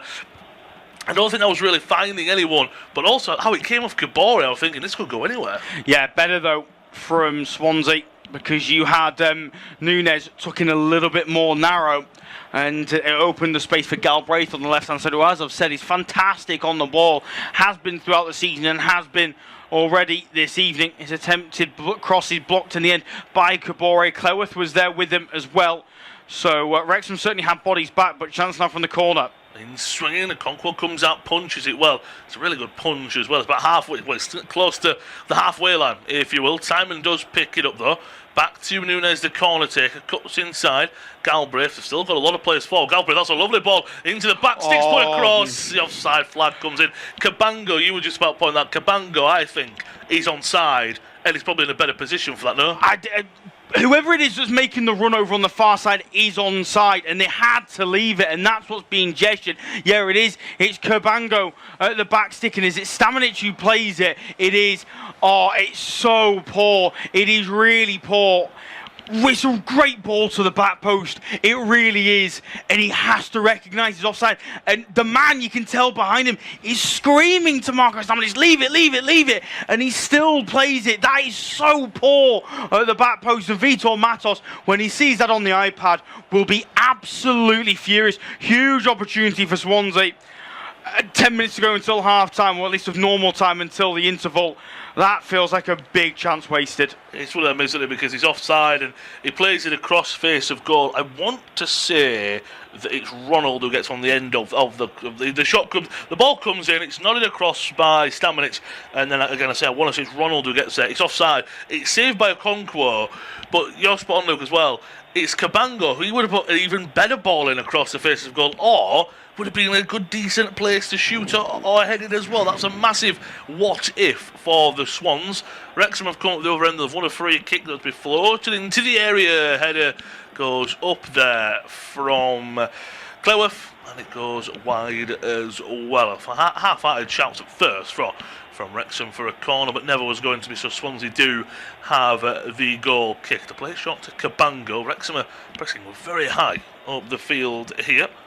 Quickly play it through though into Nunes. It's intercepted. Viner picks it up. O'Brien's dispossessed in the middle by Franco, and then he's dispossessed once again. Ball over the top, has to be dealt with there awkwardly by Doyle, it has to be said. It falls kindly into the feet of Nunes. Timon underlapping. Hit behind him, but he gets there in the end. Galbraith looks to put a cross into the box, fakes it, puts a few players in red jerseys on their backside. He still has it there. Such a silky player in midfield. Lovely ball into the box by Key, but no one's really making it. There's only Vipotnik in the box, really. You were right that when they've looked really well is when you get an extra player in the box. Galbraith came forward on left with Nunes doubling up. There was only really Vipotnik in the box for you to pick out. He's a little bit overhit from Key, I do have to say, but you need someone. Nunes needs to be in front of Kabore there. But if he's in front of Kabore, just on the blind side, he does probably get it. Whether it's a big chance or not, he gets there. That's what Josh Key's saying to the youngster. He said that's got to be your move, that's got to be your run. You've got to get goal side of Kabore. It sounds daft to say, but that's my marker in terms of attackers. The attack. Who are the attackers that can get goal side of their man? That's how I determine whether you're a top level footballer or you're not. It's a little bit harsh to say he's 20 years of age, but it does. It's not something that you can coach, is it? How do you get goal side of your defender? It's just an urge that you have in your head to get goal side. It can come with time, but Gustavo Nunes had to get goal side of Kabore, and he would have gotten goal side of Kabore if he'd made the move, because he was caught a little bit ball watching the former Luton Town man. Lovely ball from left to right if Kabore can keep it in. That's exactly what the right wing back does. He's got a one-on-one against Timon. He'll go down the byline. Can he get across in the box? He can, but it's blocked away. Well defended by the flying full-back Timon there. And Kabore just trying to get the fans amped up. So it will be a set piece for Wrexham. Going from left to right there. Doyle, his passing range. You can tell, as you said, Yeah, he's from Manchester City's academy, but you can just tell when players come from certain academies. He's got great ball playing ability on the left hand side of that back three. And now it's a set piece for Wrexham if they can double their lead. 38 minutes on the clock, closing in on half time. I'm sure the Red Dragons and Phil Parkinson would be over the moon. Right arm up in the air from Lewis O'Brien. It'll be an in-swinger into the back sticks. Set it away by Cabango. Doyle will let it keep it in play no he won't. So go for another corner. And that was a good delivery, but defended well by the Swans there. He's got a fantastic left boot, Lewis O'Brien. Really good delivery into the box. You can see why Wrexham have scored the second most corners in the Championship. They've taken this one short, though. Doyle tries to get the ball into the box. I love that that's happened. No disrespect to Wrexham. I hate short corners with a burning passion. I'll break off. Here come the home side. Broadhead takes on his man. That time a heavy touch. Almost reminds me quite, because this is the one that comes to mind when I see a dribble like that. Just Luis Suarez, like it just sometimes bobbles off his leg, but he'll get through you. It's his fantastic touch. But you are right there, going back to that corner. Actually, I'll break off. That's a lovely ball to Kabor in the right side. Smith making a great one in the middle. Can he find him? He does, but it just gets overhit. Smith was also maybe being put off by Cabango there, the Swans skipper, and now the red jerseys are flown forward. Maybe the white ones can. Instead, Franco goes back to Kia for who's going to play it over the top on the right hand side for Ronald. So going back to that corner, he said, first of all, you are the second best side in the league for set pieces. O'Brien's on the other side, yeah, but I'm sure you've got a decent right footer who can do it. Rathbone do it as well. And you're right, the one thing that more really gets to me with the short corners is, you know what, if you play a short corner but you know what you're doing, right, we're going to go here, then the ball comes in and you know what you're doing, I don't like it. I say get it in there with a good delivery, as that's poor from Figueroa, but that was Rathbone playing it into Doyle, and Doyle almost going, what do you want me to do here? You've put me in a bit of a position, and nothing came from it. Yeah. The only thing I can think of is maybe they thought, well, if we take this corner quickly, they won't be set. But yeah, I don't really get it. To be honest, I just hate short corners. I think they're a complete waste of time. And I'm glad that I was once again proven right. Yeah, at that time, especially after O'Brien put that lovely ball in from the other side, you're thinking, right, keep this momentum up. No, they're on the ball, but they've kind of lost a bit of momentum from that attack. Once again, Broadhead, fantastic piece of play, but just one too many players in the middle there, and he loses the ball. Potnik plays it back into the feet of Galbraith. Timon, it's a heavy pass there from Galbraith, doesn't do that often. Kabore all the way from the right-hand side, plays a nice ball out to the left. Going forward, ball swung into the box, nearly falls for Broadhead, and the game is opened up a little bit more now. Ronald on the right hand side, as Luke said, both the wingers have been very wide. Thomason there, who are following the pull on the shirt, a little bit cynical. I don't think it's a yellow card. I don't believe the referee this evening, Tom Neal, will give a yellow card, but it always shocks me when he almost looked to go, what ref, how's that a foul? Well, you were pulling your man down there, that's quite clear. We're going to watch his chance back for Smith. Is it the ball from Kabore? Could Smith do better? Is it good defending? I don't really know what Sam Smith is doing, to be honest. I think that's an inch perfect ball from Issa Kabore, and he's gone, what on earth was he doing? He's not shot. He just has a swing and puts it in. It's into the back of the net, and in the end he flings his right foot out the way and leaves the left foot somewhere. Just really odd from Sam Smith. Would have expected better from a player of his quality. It should have been 2-0. That was a massive, massive chance, and similar to when Potnik didn't put the ball in the back of the net, we could look on the back and go, right, if you finish that off, it's 2-0 going into half-time. I'm not saying it's game over, but that's a massive hill for the Swans to climb. It's going to be a free kick here. Franco's taken a whack in the face. The Swans are coming forward down the right-hand side. I believe it's Callum Doyle, the Wrexham defender, who's in question with the foul. It's played forward to Ronald, who knocks it down. Franco takes a touch, and he just runs. Callum Doyle almost, if anything, the best way I could explain it for anyone listening in, it's almost an NBA-esque screen where the centre or the power forward would stand there. Franco tries to play a 1-2. Doyle stands his ground, but maybe a little bit too much to a degree. Franco takes one right. His head hits Doyle right in the left-hand shoulder, and Doyle is a big central defender. Franco more of a smaller, trickier midfielder, so you can imagine how that one's ended up. But a free kick for the Swans will be Gustavo Nunes to take on the right side. 42.5 minutes. We're closing in on the end of this superb first half from the race course ground. It's Wrexham 1, Swansea 0. Can the Swans get an equaliser? Ball into the box. It's a little bit short. They'll try and win a corner here. Thomason does well to clear it, and then clears it forward to Broadhead. That's a poor pass by Galbraith, but then Broadhead just trying to get that anyway, clear it away. Does really well. Throwing on the right-hand side now for the Swans. They're trying to get this equaliser before half-time at all costs without hopefully conceding a second. Kay down the right side to Ronald, ball into the box. Vipotnik's there at the front post. Header goes wide, and that's just one of them where if that's 5-8 yards further into the area, I think he puts it in the back of the net, but he's always in front of the post trying to head it back, if you will. Well, I think that's a problem Swansea have had throughout the evening, to be honest. They swung a ball in early on where Vipotnik was behind his man and it came up short, and since then Vipotnik's decided that none of these crosses are ever going to be too short. I'm always going to be darting towards the near post, but he's constantly darting past the front post, which just means that A, he's not really a target, because well, you're better swinging it towards the back post. It's harder to defend and you're more likely to score, but secondly as well, when it does come to him, it just makes a chance 9 impossible, because he's beyond the front post, and it's just he doesn't really have the opportunity to try and test Arthur Okonkwo. So I think that's going to be an instruction given to him at half time. Look, stop moving towards the near post, hang around the penalty spot, in between the woodwork, cause some issues. Credit where credit's due to Wrexham. They've kept it at 1-0 till half-time. They've not really allowed Swansea anything since taking the lead, and they've caused some issues themselves, which have kept it at 1-0. Kabore, that's a nice few step-overs. The outside of his right boot, maybe the selfish choice there, goes for a strike, and it's a lot closer than I thought at first, watching a replay on it, but never ever really testing the goalkeeper, Vigouroux, in goal. We're about 20 seconds away from 45 minutes on the clock, still 1-0 to the Red Dragons here at the racecourse ground. Galbraith, Viner all over the former Manchester United Academy product, and wins a free kick just inside his own half. Can't imagine there being too much stoppage time apart from the goal. There hasn't really been too much stoppages, if I'm quite honest. There haven't been injuries or anything like that. It's been a great flow to the first half. There's been some great football on display, and to boot with that, there'll only be 1 minute of stoppage time. And Phil Parkinson, of course, will be happy. His side are 1-0 up. They're going to take a lead into the break. At the moment, it's a big derby, as you've already said, Luke. They're bouncing back after 2 not strong defeats, but in terms of, you were thinking, right, could we go through to the next round of the FA Cup, beat Hull, a playoff team? It's a good response his first half, but he will still, he will know, he's an experienced manager. Swansea will come out fighting in the second half. We need to, if anything, keep improving our game also.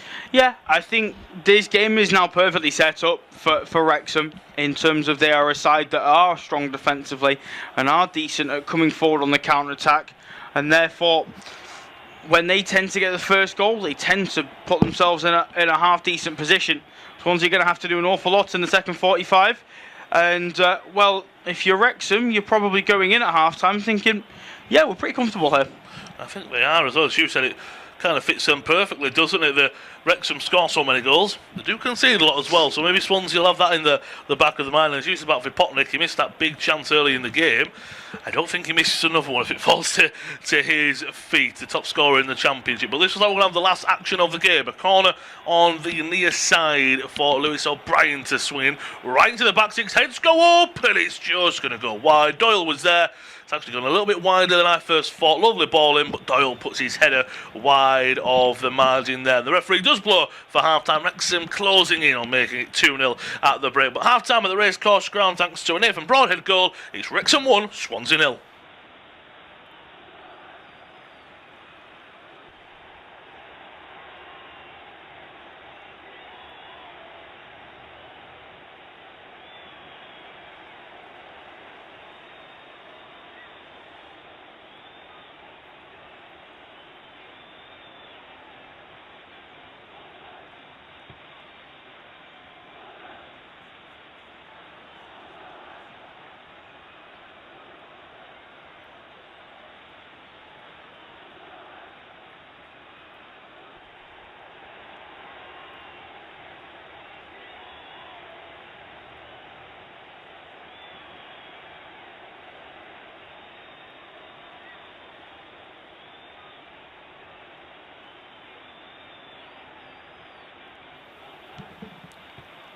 half-time in North Wales, and it's Wrexham 1, Swansea 0, and an absolute thriller in the Championship this evening. They got the goal through Nathan Broadhead, lovely ball through to him from Doyle, and Broadhead with some lovely footwork inside the penalty area was able to skip past a couple before firing past Vigoro at a really tight angle. Just at the other end of the field, about a couple of minutes before, Vipornik had a brilliant chance to make it 1-0 to Swansea, one-on-one with Okonkwo, forced a brilliant save out of the former Arsenal goalkeeper, but ultimately at half-time it's Wrexham 1, Swansea 0.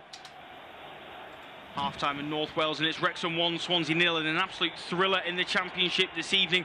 They got the goal through Nathan Broadhead, lovely ball through to him from Doyle, and Broadhead with some lovely footwork inside the penalty area was able to skip past a couple before firing past Vigoro at a really tight angle. Just at the other end of the field, about a couple of minutes before, Vipornik had a brilliant chance to make it 1-0 to Swansea, one-on-one with Okonkwo, forced a brilliant save out of the former Arsenal goalkeeper, but ultimately at half-time it's Wrexham 1, Swansea 0.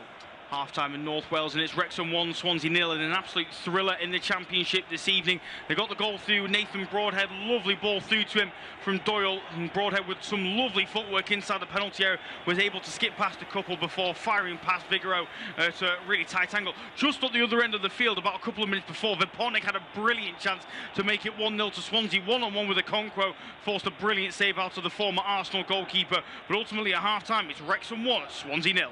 Half-time in North Wales, and it's Wrexham 1, Swansea 0, and an absolute thriller in the Championship this evening. They got the goal through Nathan Broadhead, lovely ball through to him from Doyle, and Broadhead with some lovely footwork inside the penalty area was able to skip past a couple before firing past Vigoro at a really tight angle. Just at the other end of the field, about a couple of minutes before, Vipornik had a brilliant chance to make it 1-0 to Swansea, one-on-one with Okonkwo, forced a brilliant save out of the former Arsenal goalkeeper, but ultimately at half-time it's Wrexham 1, Swansea 0.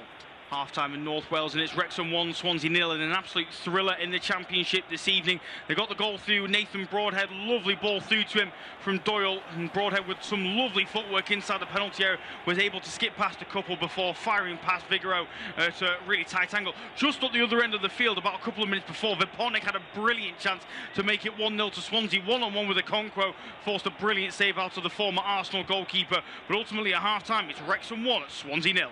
Half-time in North Wales, and it's Wrexham 1, Swansea 0, and an absolute thriller in the Championship this evening. They got the goal through Nathan Broadhead, lovely ball through to him from Doyle, and Broadhead with some lovely footwork inside the penalty area was able to skip past a couple before firing past Vigoro at a really tight angle. Just at the other end of the field, about a couple of minutes before, Vipornik had a brilliant chance to make it 1-0 to Swansea, one-on-one with Okonkwo, forced a brilliant save out of the former Arsenal goalkeeper, but ultimately at half-time it's Wrexham 1, Swansea 0. Half-time in North Wales, and it's Wrexham 1, Swansea 0, and an absolute thriller in the Championship this evening. They got the goal through Nathan Broadhead, lovely ball through to him from Doyle, and Broadhead with some lovely footwork inside the penalty area was able to skip past a couple before firing past Vigoro at a really tight angle. Just at the other end of the field, about a couple of minutes before, Vipornik had a brilliant chance to make it 1-0 to Swansea, one-on-one with Okonkwo, forced a brilliant save out of the former Arsenal goalkeeper, but ultimately at half-time it's Wrexham 1, Swansea 0.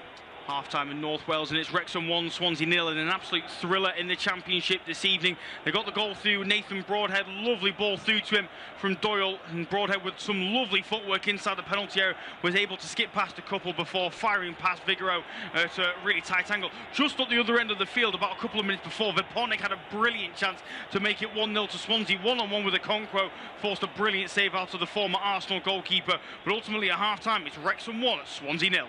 Half-time in North Wales, and it's Wrexham 1, Swansea 0, and an absolute thriller in the Championship this evening. They got the goal through Nathan Broadhead, lovely ball through to him from Doyle, and Broadhead with some lovely footwork inside the penalty area was able to skip past a couple before firing past Vigoro at a really tight angle. Just at the other end of the field, about a couple of minutes before, Vipornik had a brilliant chance to make it 1-0 to Swansea, one-on-one with Okonkwo, forced a brilliant save out of the former Arsenal goalkeeper, but ultimately at half-time it's Wrexham 1, Swansea 0.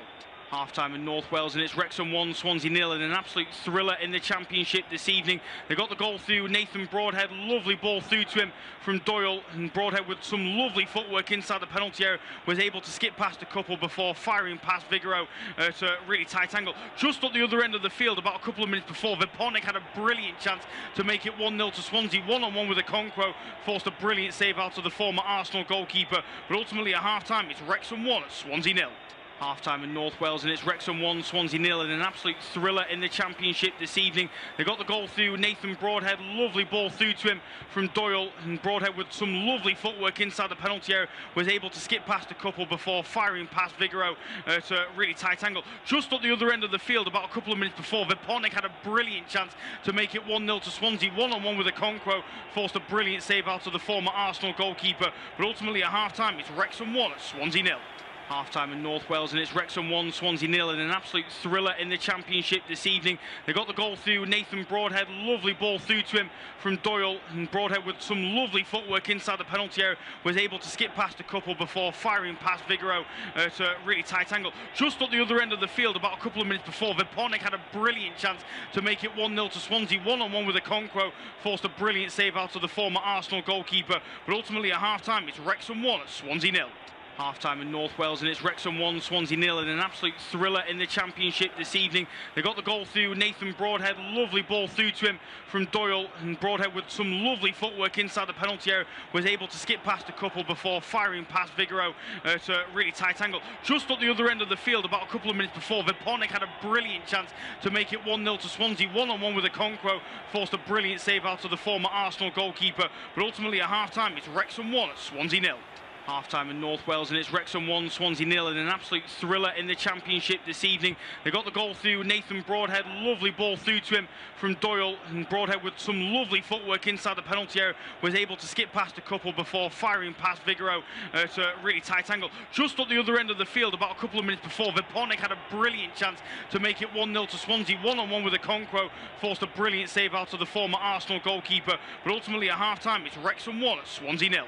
Half-time in North Wales, and it's Wrexham 1, Swansea 0, and an absolute thriller in the Championship this evening. They got the goal through Nathan Broadhead, lovely ball through to him from Doyle, and Broadhead with some lovely footwork inside the penalty area was able to skip past a couple before firing past Vigoro to a really tight angle. Just at the other end of the field, about a couple of minutes before, Vipornik had a brilliant chance to make it 1-0 to Swansea, one-on-one with a Conquo, forced a brilliant save out of the former Arsenal goalkeeper, but ultimately at half-time it's Wrexham 1, Swansea 0.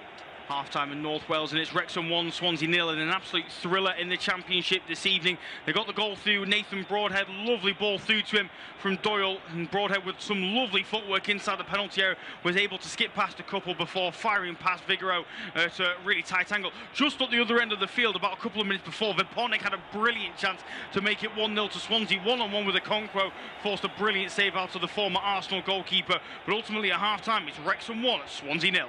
Half-time in North Wales, and it's Wrexham 1, Swansea 0, and an absolute thriller in the Championship this evening. They got the goal through Nathan Broadhead, lovely ball through to him from Doyle, and Broadhead with some lovely footwork inside the penalty area was able to skip past a couple before firing past Vigoro to a really tight angle. Just at the other end of the field, about a couple of minutes before, Vipornik had a brilliant chance to make it 1-0 to Swansea, one-on-one with a Conquo, forced a brilliant save out of the former Arsenal goalkeeper, but ultimately at half-time it's Wrexham 1, Swansea 0. Half-time in North Wales, and it's Wrexham 1, Swansea 0, and an absolute thriller in the Championship this evening. They got the goal through Nathan Broadhead, lovely ball through to him from Doyle, and Broadhead with some lovely footwork inside the penalty area was able to skip past a couple before firing past Vigoro to a really tight angle. Just at the other end of the field, about a couple of minutes before, Vipornik had a brilliant chance to make it 1-0 to Swansea, one-on-one with a Conquo, forced a brilliant save out of the former Arsenal goalkeeper, but ultimately at half-time it's Wrexham 1, Swansea 0. Half-time in North Wales, and it's Wrexham 1, Swansea 0, and an absolute thriller in the Championship this evening. They got the goal through Nathan Broadhead, lovely ball through to him from Doyle, and Broadhead with some lovely footwork inside the penalty area was able to skip past a couple before firing past Vigoro to a really tight angle. Just at the other end of the field, about a couple of minutes before, Vipornik had a brilliant chance to make it 1-0 to Swansea, one-on-one with a Conquo, forced a brilliant save out of the former Arsenal goalkeeper, but ultimately at half-time it's Wrexham 1, Swansea 0. Half-time in North Wales, and it's Wrexham 1, Swansea 0, and an absolute thriller in the Championship this evening. They got the goal through Nathan Broadhead, lovely ball through to him from Doyle, and Broadhead with some lovely footwork inside the penalty area was able to skip past a couple before firing past Vigoro to a really tight angle. Just at the other end of the field, about a couple of minutes before, Vipornik had a brilliant chance to make it 1-0 to Swansea, one-on-one with a Conquo, forced a brilliant save out of the former Arsenal goalkeeper, but ultimately at half-time it's Wrexham 1, Swansea 0. Half-time in North Wales, and it's Wrexham 1, Swansea 0, and an absolute thriller in the Championship this evening. They got the goal through Nathan Broadhead, lovely ball through to him from Doyle, and Broadhead with some lovely footwork inside the penalty area was able to skip past a couple before firing past Vigoro at a really tight angle. Just at the other end of the field, about a couple of minutes before, Vipornik had a brilliant chance to make it 1-0 to Swansea, one-on-one with Okonkwo, forced a brilliant save out of the former Arsenal goalkeeper, but ultimately at half-time it's Wrexham 1, Swansea 0. Half-time in North Wales, and it's Wrexham 1, Swansea 0, and an absolute thriller in the Championship this evening. They got the goal through Nathan Broadhead, lovely ball through to him from Doyle, and Broadhead with some lovely footwork inside the penalty area was able to skip past a couple before firing past Vigoro at a really tight angle. Just at the other end of the field, about a couple of minutes before, Vipornik had a brilliant chance to make it 1-0 to Swansea, one-on-one with Okonkwo, forced a brilliant save out of the former Arsenal goalkeeper, but ultimately at half-time it's Wrexham 1, Swansea 0. Half-time in North Wales, and it's Wrexham 1, Swansea 0, and an absolute thriller in the Championship this evening. They got the goal through Nathan Broadhead, lovely ball through to him from Doyle, and Broadhead with some lovely footwork inside the penalty area was able to skip past a couple before firing past Vigoro at a really tight angle. Just at the other end of the field, about a couple of minutes before, Vipornik had a brilliant chance to make it 1-0 to Swansea, one-on-one with Okonkwo, forced a brilliant save out of the former Arsenal goalkeeper, but ultimately at half-time it's Wrexham 1, Swansea 0. Half-time in North Wales, and it's Wrexham 1, Swansea 0, and an absolute thriller in the Championship this evening. They got the goal through Nathan Broadhead, lovely ball through to him from Doyle, and Broadhead with some lovely footwork inside the penalty area was able to skip past a couple before firing past Vigoro at a really tight angle. Just at the other end of the field, about a couple of minutes before, Vipornik had a brilliant chance to make it 1-0 to Swansea, one-on-one with Okonkwo, forced a brilliant save out of the former Arsenal goalkeeper, but ultimately at half-time it's Wrexham 1, Swansea 0. Half-time in North Wales, and it's Wrexham 1, Swansea 0, and an absolute thriller in the Championship this evening. They got the goal through Nathan Broadhead, lovely ball through to him from Doyle, and Broadhead with some lovely footwork inside the penalty area was able to skip past a couple before firing past Vigoro at a really tight angle. Just at the other end of the field, about a couple of minutes before, Vipornik had a brilliant chance to make it 1-0 to Swansea, one-on-one with Okonkwo, forced a brilliant save out of the former Arsenal goalkeeper, but ultimately at half-time it's Wrexham 1, Swansea 0. Half-time in North Wales, and it's Wrexham 1, Swansea 0, and an absolute thriller in the Championship this evening. They got the goal through Nathan Broadhead, lovely ball through to him from Doyle, and Broadhead with some lovely footwork inside the penalty area was able to skip past a couple before firing past Vigoro at a really tight angle. Just at the other end of the field, about a couple of minutes before, Vipornik had a brilliant chance to make it 1-0 to Swansea, one-on-one with Okonkwo, forced a brilliant save out of the former Arsenal goalkeeper, but ultimately at half-time it's Wrexham 1, Swansea 0. Half-time in North Wales, and it's Wrexham 1, Swansea 0, and an absolute thriller in the Championship this evening. They got the goal through Nathan Broadhead, lovely ball through to him from Doyle, and Broadhead with some lovely footwork inside the penalty area was able to skip past a couple before firing past Vigoro at a really tight angle. Just at the other end of the field, about a couple of minutes before, Vipornik had a brilliant chance to make it 1-0 to Swansea, one-on-one with Okonkwo, forced a brilliant save out of the former Arsenal goalkeeper, but ultimately at half-time it's Wrexham 1, Swansea 0. Half-time in North Wales, and it's Wrexham 1, Swansea 0, and an absolute thriller in the Championship this evening. They got the goal through Nathan Broadhead, lovely ball through to him from Doyle, and Broadhead with some lovely footwork inside the penalty area was able to skip past a couple before firing past Vigoro at a really tight angle. Just at the other end of the field, about a couple of minutes before, Vipornik had a brilliant chance to make it 1-0 to Swansea, one-on-one with Okonkwo, forced a brilliant save out of the former Arsenal goalkeeper, but ultimately at half-time it's Wrexham 1, Swansea 0. Half-time in North Wales, and it's Wrexham 1, Swansea 0, and an absolute thriller in the Championship this evening. They got the goal through Nathan Broadhead, lovely ball through to him from Doyle, and Broadhead with some lovely footwork inside the penalty area was able to skip past a couple before firing past Vigoro at a really tight angle. Just at the other end of the field, about a couple of minutes before, Vipornik had a brilliant chance to make it 1-0 to Swansea, one-on-one with Okonkwo, forced a brilliant save out of the former Arsenal goalkeeper, but ultimately at half-time it's Wrexham 1, Swansea 0. Half-time in North Wales, and it's Wrexham 1, Swansea 0, and an absolute thriller in the Championship this evening. They got the goal through Nathan Broadhead, lovely ball through to him from Doyle, and Broadhead with some lovely footwork inside the penalty area was able to skip past a couple before firing past Vigoro at a really tight angle. Just at the other end of the field, about a couple of minutes before, Vipornik had a brilliant chance to make it 1-0 to Swansea, one-on-one with Okonkwo, forced a brilliant save out of the former Arsenal goalkeeper, but ultimately at half-time it's Wrexham 1, Swansea 0. Half-time in North Wales, and it's Wrexham 1, Swansea 0, and an absolute thriller in the Championship this evening. They got the goal through Nathan Broadhead, lovely ball through to him from Doyle, and Broadhead with some lovely footwork inside the penalty area was able to skip past a couple before firing past Vigoro at a really tight angle. Just at the other end of the field, about a couple of minutes before, Vipotnik had a brilliant chance to make it 1-0 to Swansea, one-on-one with Okonkwo, forced a brilliant save out of the former Arsenal goalkeeper, but ultimately at half-time it's Wrexham 1, Swansea 0. And it's very warm welcome back to this independent off-tube studio-based commentary of this Championship fixture at the Racecourse Ground between Wrexham and Swansea. The two sides went in at half-time with the home team leading by a goal to nil, courtesy of a fantastic Nathan Broadhead strike, assisted superbly by Callum Doyle. Swansea had some half-decent chances, in particular a one-on-one for Jan Vipotnik, the Championship's goal scorer, which we expected for all the world that the Slovenian was going to find the back of the net from. But ultimately he forced a fantastic save out of Arthur Okonkwo before Wrexham went down the other end and took the lead. It's myself, Luke Ashurst, alongside me. Here's Lewis Raftery to take you through the rest of the 90 minutes. While Lewis, no changes at half-time, it doesn't really feel like either side needs to change very much from what they're doing to go on to win this game. But Wrexham are the side that are ahead. No, you're spot on. Swansea were very good, I thought, in the first half. And as we were speaking about, in terms of the match momentum and little things like that and run of play, you'd say before Wrexham got their goal, Swansea were the side that were doing the best, and Swansea were the side on top. That big chance, of course, you've already spoke about with Vipotnik, and they might have another chance here. That's a poor pass, that should be into Vipotnik there, and he should be having a chance. Also, as well, they had that chance earlier with Franco, where he could play it into Vipotnik, didn't they? They've had a lot of chances, realistically, because that Vipotnik chance was one-on-one. I would say is a bigger chance than Broadhead, if you will. But, you know, they will get chances. Wrexham score a lot, they concede a lot. So I can see a lot more goals in this game, and I can see it being, hopefully, fingers crossed, as entertaining as the first. Yeah, absolutely. I'll run you through the lineups in a moment or so, but here comes Swansea in the early parts of this second half trying to cause some issues. Galbraith, who I thought was fantastic in that first 45, looking to try and make some moves. That's then going to be a foul there from Gustavo Nunes after his challenge from behind on Issa Kabore, and that gives me a chance to run you through the teams. For Wrexham, it's Okonkwo in goal. A back three of Doyle, Hyam and Cleworth. Midfield four of Thomason, O'Brien, Viner and Kabore, with Broadhead and Rathbone supporting Sam Smith through the middle.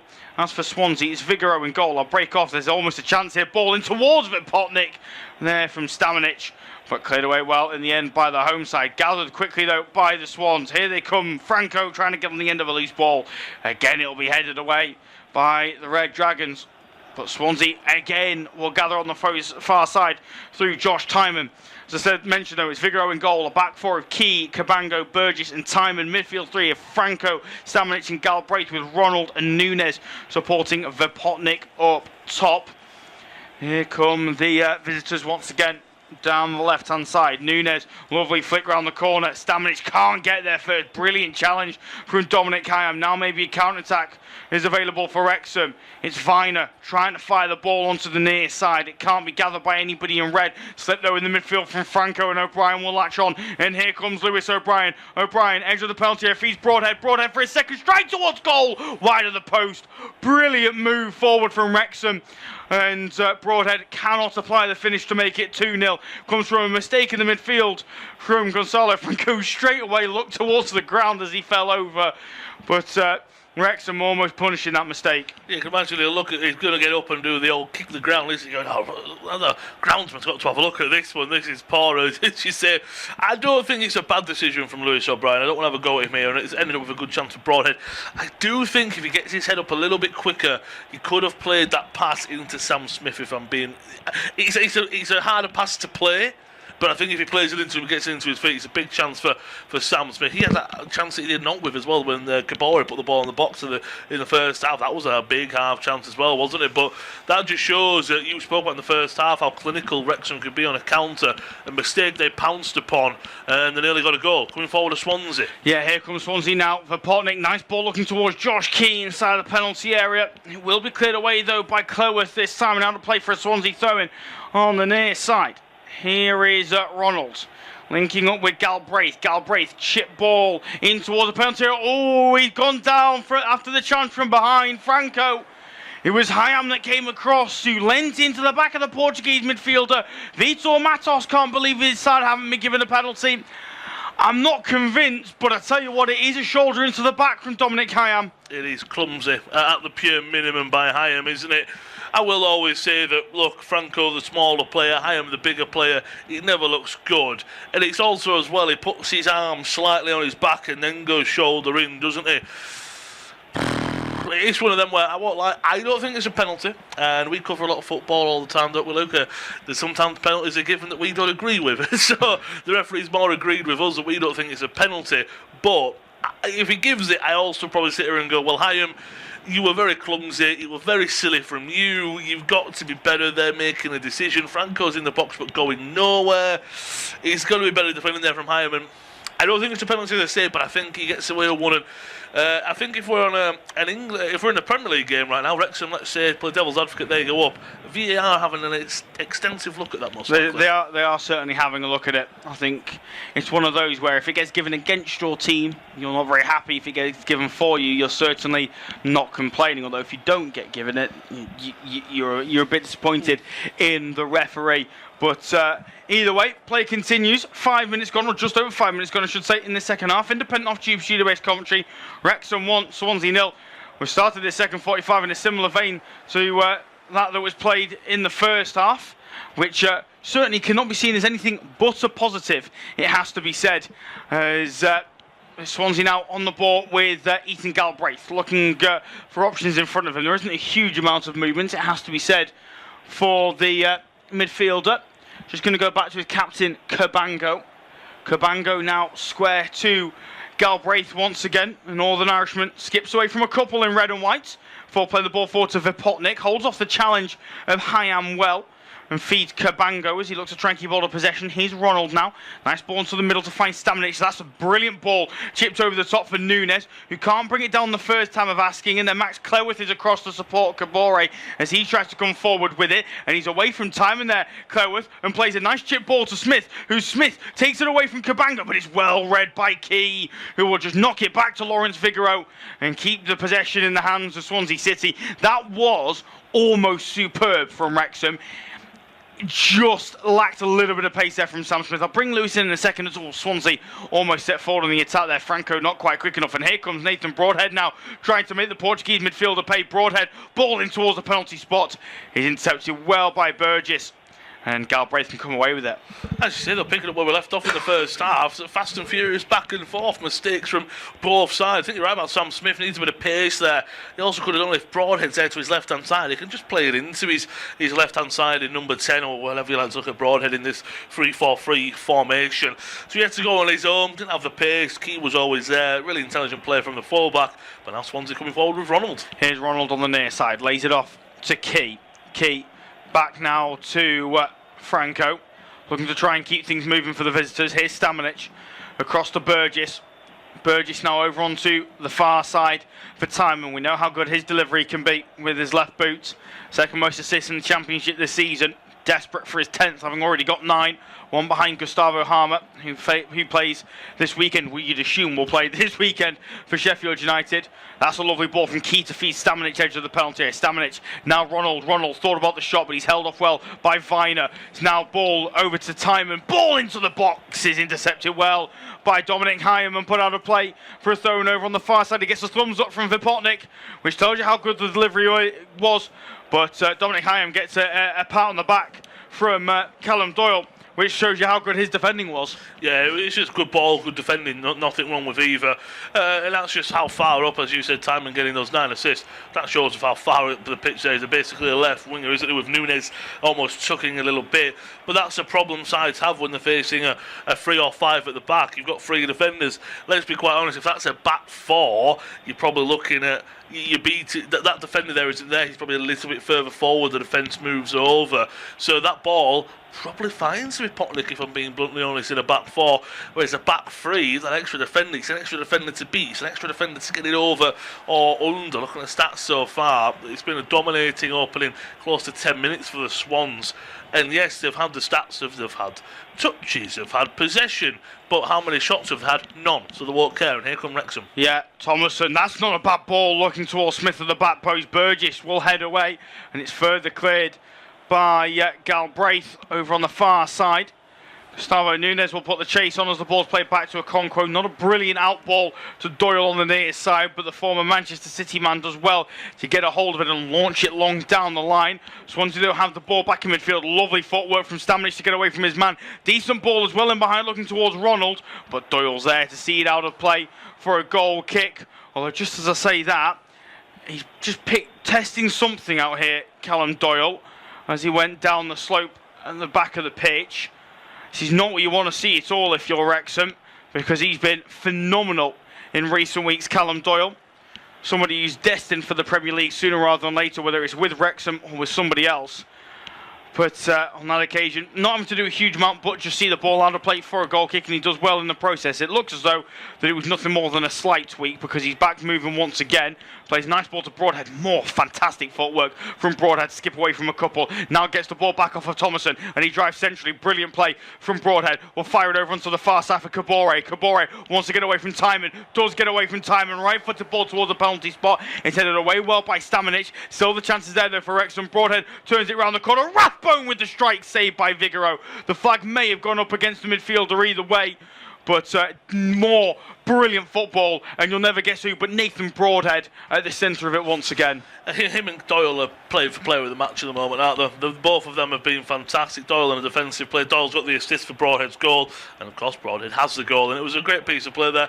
Like I say, Broadhead just looks full of confidence, doesn't he? Taking on his man and beating his man there. I think that pressing there was a little bit too aggressive for Swansea, because Key was pressing, and he was almost in the area next to Vipotnik as a striker, and that meant Broadhead and Tomlinson on the left-hand side for Wrexham just were quickly in one quick 1-2s. I think Swansea, it's nice to see them being aggressive, but it was just a beat going forward to go forward. They got nowhere near the ball.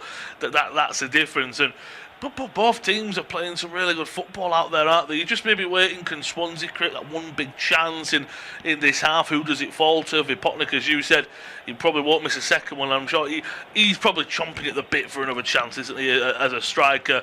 I do think against Swansea being good in this half, but Wrexham, they just look like whenever they get the ball, they're putting moves together, and they could easily score a second if they come forward. Yeah, they certainly could, especially if they get Nathan Broadhead on the ball in dangerous areas. Here now, though, comes Swansea down the right-hand side with Key. Further down the line for Ronald. Ronald, one-on-one with Thomason. O'Brien's come across to support the defender.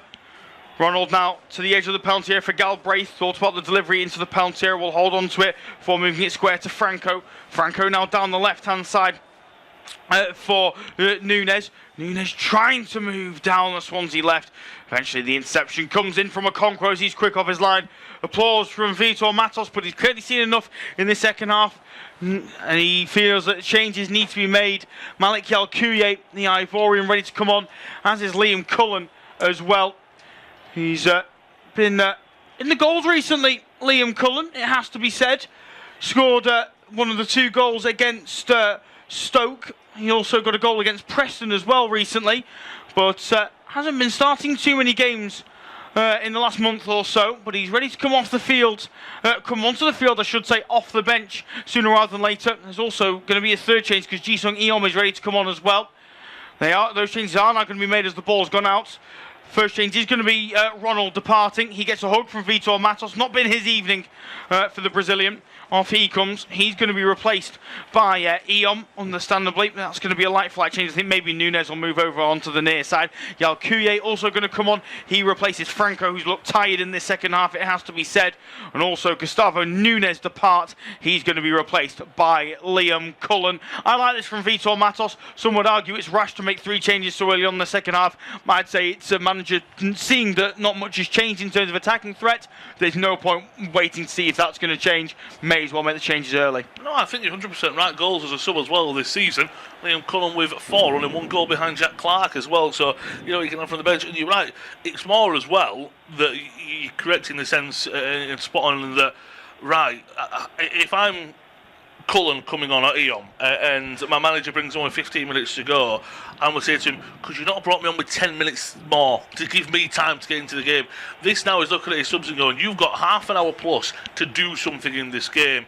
And the players started had enough time in the second half to get rolling with something. So I like that, because again, how many times, the biggest one that I was looking at is a Marco Silva. He makes changes way too late. So if I'm a substitute, I come in and go, well, boss, I can't really do anything for you because you give me 10 minutes.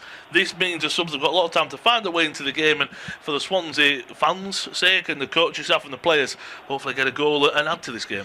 Issa Kabori's hit the deck over on the far side, and he went down holding on to something. It looked like, well, he wasn't really holding on to anything. He was just left stricken. The referee let play continue for quite some time and then decided to stop it. So either he didn't recognise that there was a potential head injury and didn't stop it, or didn't deem that it was serious enough until it was stopped.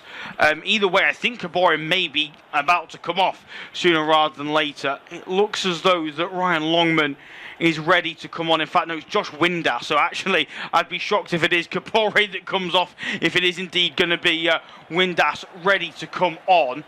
We'll just have to wait and see. But Kabori's now going to have to take the mandatory 30 seconds off the pitch. It's been announced this afternoon that the World Cup is going to be a minute that players have got to stay off the field if they receive any treatment on the pitch, which I'm sure will go down brilliantly with many fans and pundits. I can't wait for that to be introduced.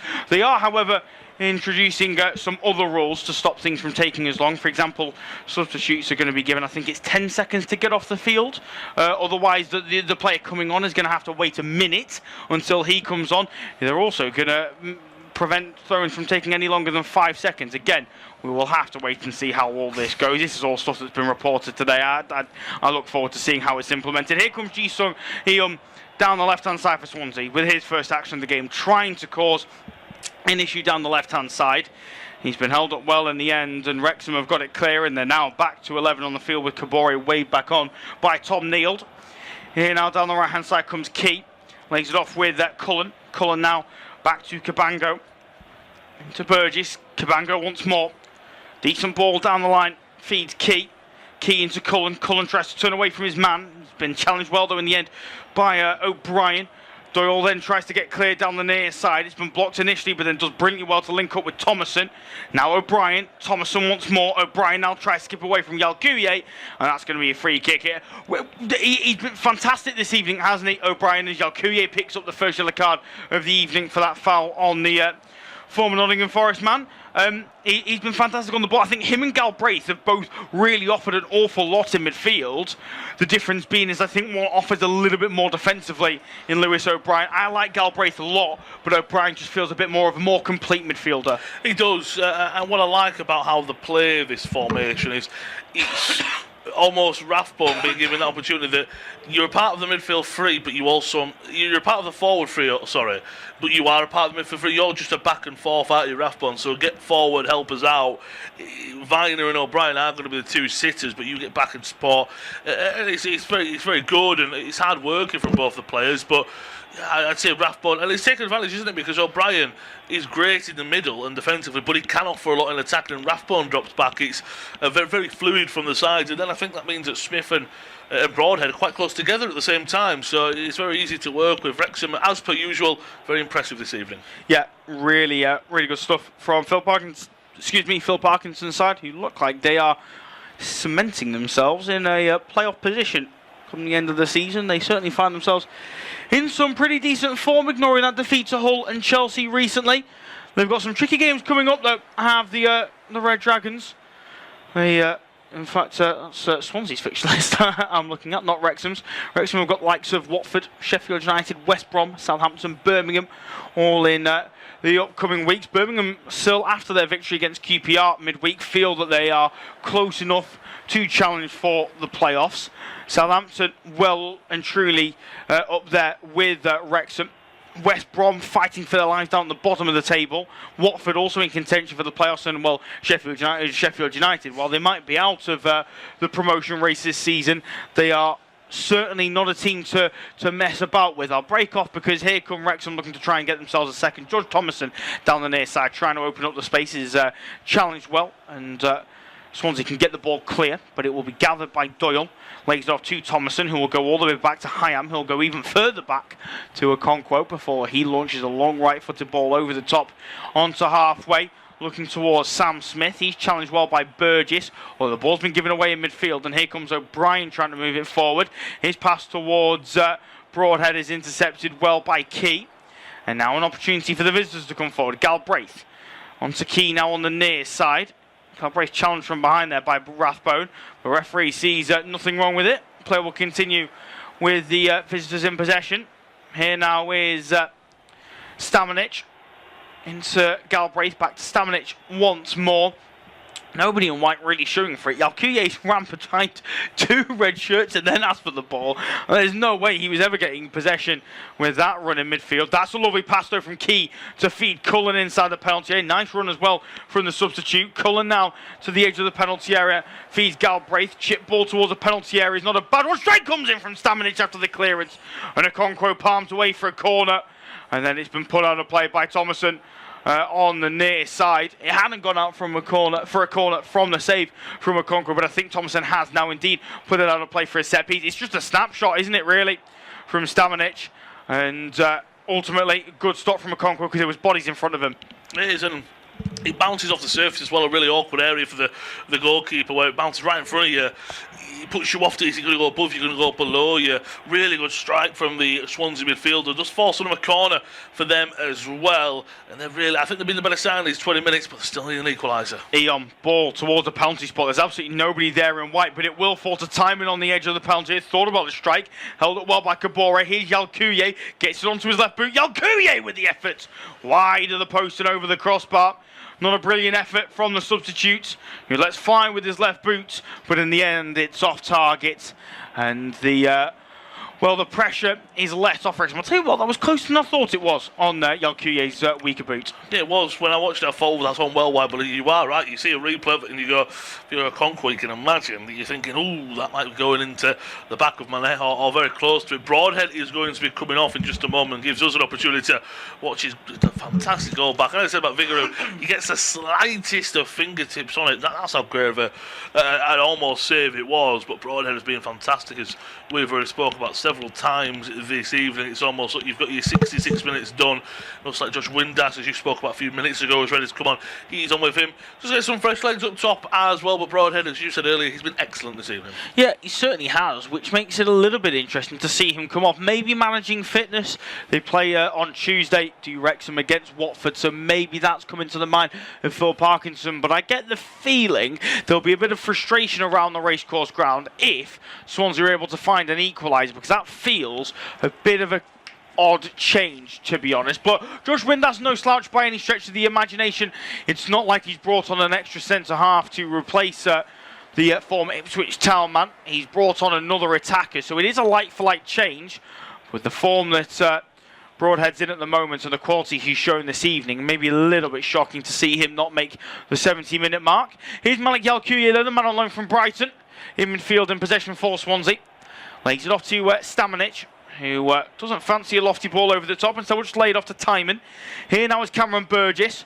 Floats a left-footed ball onto the near side, looking towards Key, who tries to put Thomason under a bit of pressure, but it's over the head of both Englishmen, and out of play for a Wrexham throw on the near side, which Thomason thought about taking, but instead will lay it off to Callum Doyle, who will take his time over sending this one presumably down the line, as he winds up for a bit of a lengthy throw. Does the Wrexham number 2.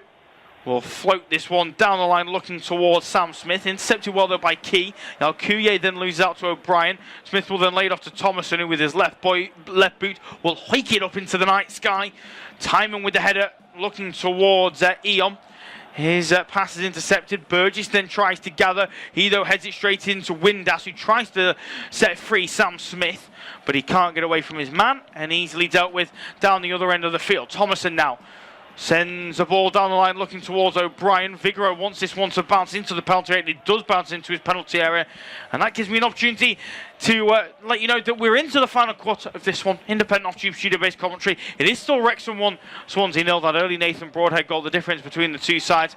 I'm going to hand it over to Lewis to take us through to full-time. Cheers, Luke. Thank you very much. It's been a good second half, very much similar to the first. It's been a great game so far from the racecourse ground in this Welsh derby, as you've already spoke about. I'm sure Swansea, they're desperate for an equaliser. Wrexham will be pushing for a second, and for the rest of this game, what I like about Wrexham whenever I do watch them, they never really settle. They're always up for it, and under Vitor Matos, Swansea seem to be exactly the same. So I think we're just about 20 minutes, let's say, and stoppage time to go. I think we've got a lot more to give this evening from the Championship. You spoke as well about we had another game on this service, about 15 minutes ahead of us, give or take. So they'll be finishing soon enough. It's currently goalless between Colchester and Crawley. So I'm sure our colleagues have enjoyed that one this Friday evening. But of course, a busy weekend slate as per usual. And of course, return of the Premier League after last weekend's FA Cup, of course, in which Wrexham were involved in.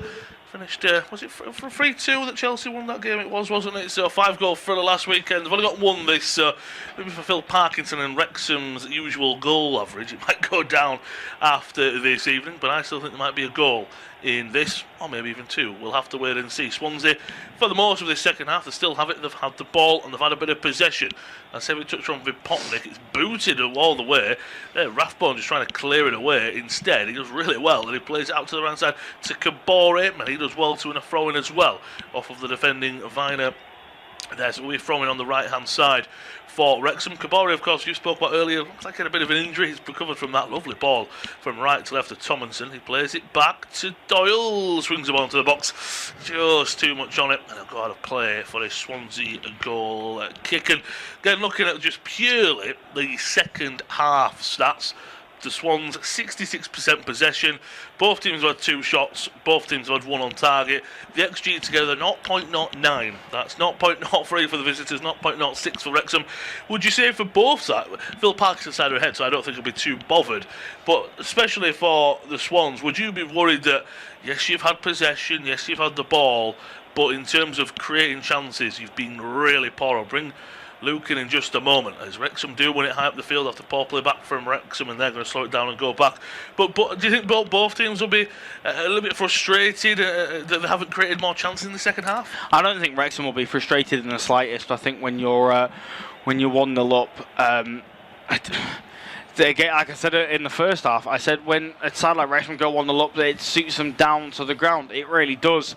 They haven't done it a huge amount of times this season, but yeah, I think the way that they've started playing under Phil Parkinson in the last few weeks has really lended themselves to taking the lead. Yes, they've lost the third most points, I should say, from winning positions in the Championship this season. But as a team, they've gotten better and better through the campaign, and that's happening less and less now. If you're Swansea, you probably are quite frustrated. I'd quite like to see Jan Vipotnik's touch map in this second half. It feels like he's barely been involved, which I think, again, is credit to the home side. Sometimes it's just not your day. And sometimes, which Jan Vipotnik is going to have to learn if he ever wants to make the step up, sometimes you are only going to get one opportunity, and you are going to have to take it, and he didn't take it. Nathan Broadhead has had a couple of opportunities, but he took the first one that came his way. That's maybe not straight to, because he did have that header, didn't he, slightly earlier on, but first real clear-cut opportunity of the game, he took brilliantly. Yeah, I don't know. I think it's just the way that it goes sometimes. There's still plenty of time. It is worth mentioning, but it does look quite a task for Swansea at this stage of the game. No, it does. And I think if they've got the play devil's advocate, we've got 20 minutes left. If they get a goal in the next, let's say before the 80th minute mark, I think there's a lot of chances for either team to go and win this, but the longer it goes, the more of a problem it might be. They're going to make a substitution here, and it looks like it's going to be more of an attacking one.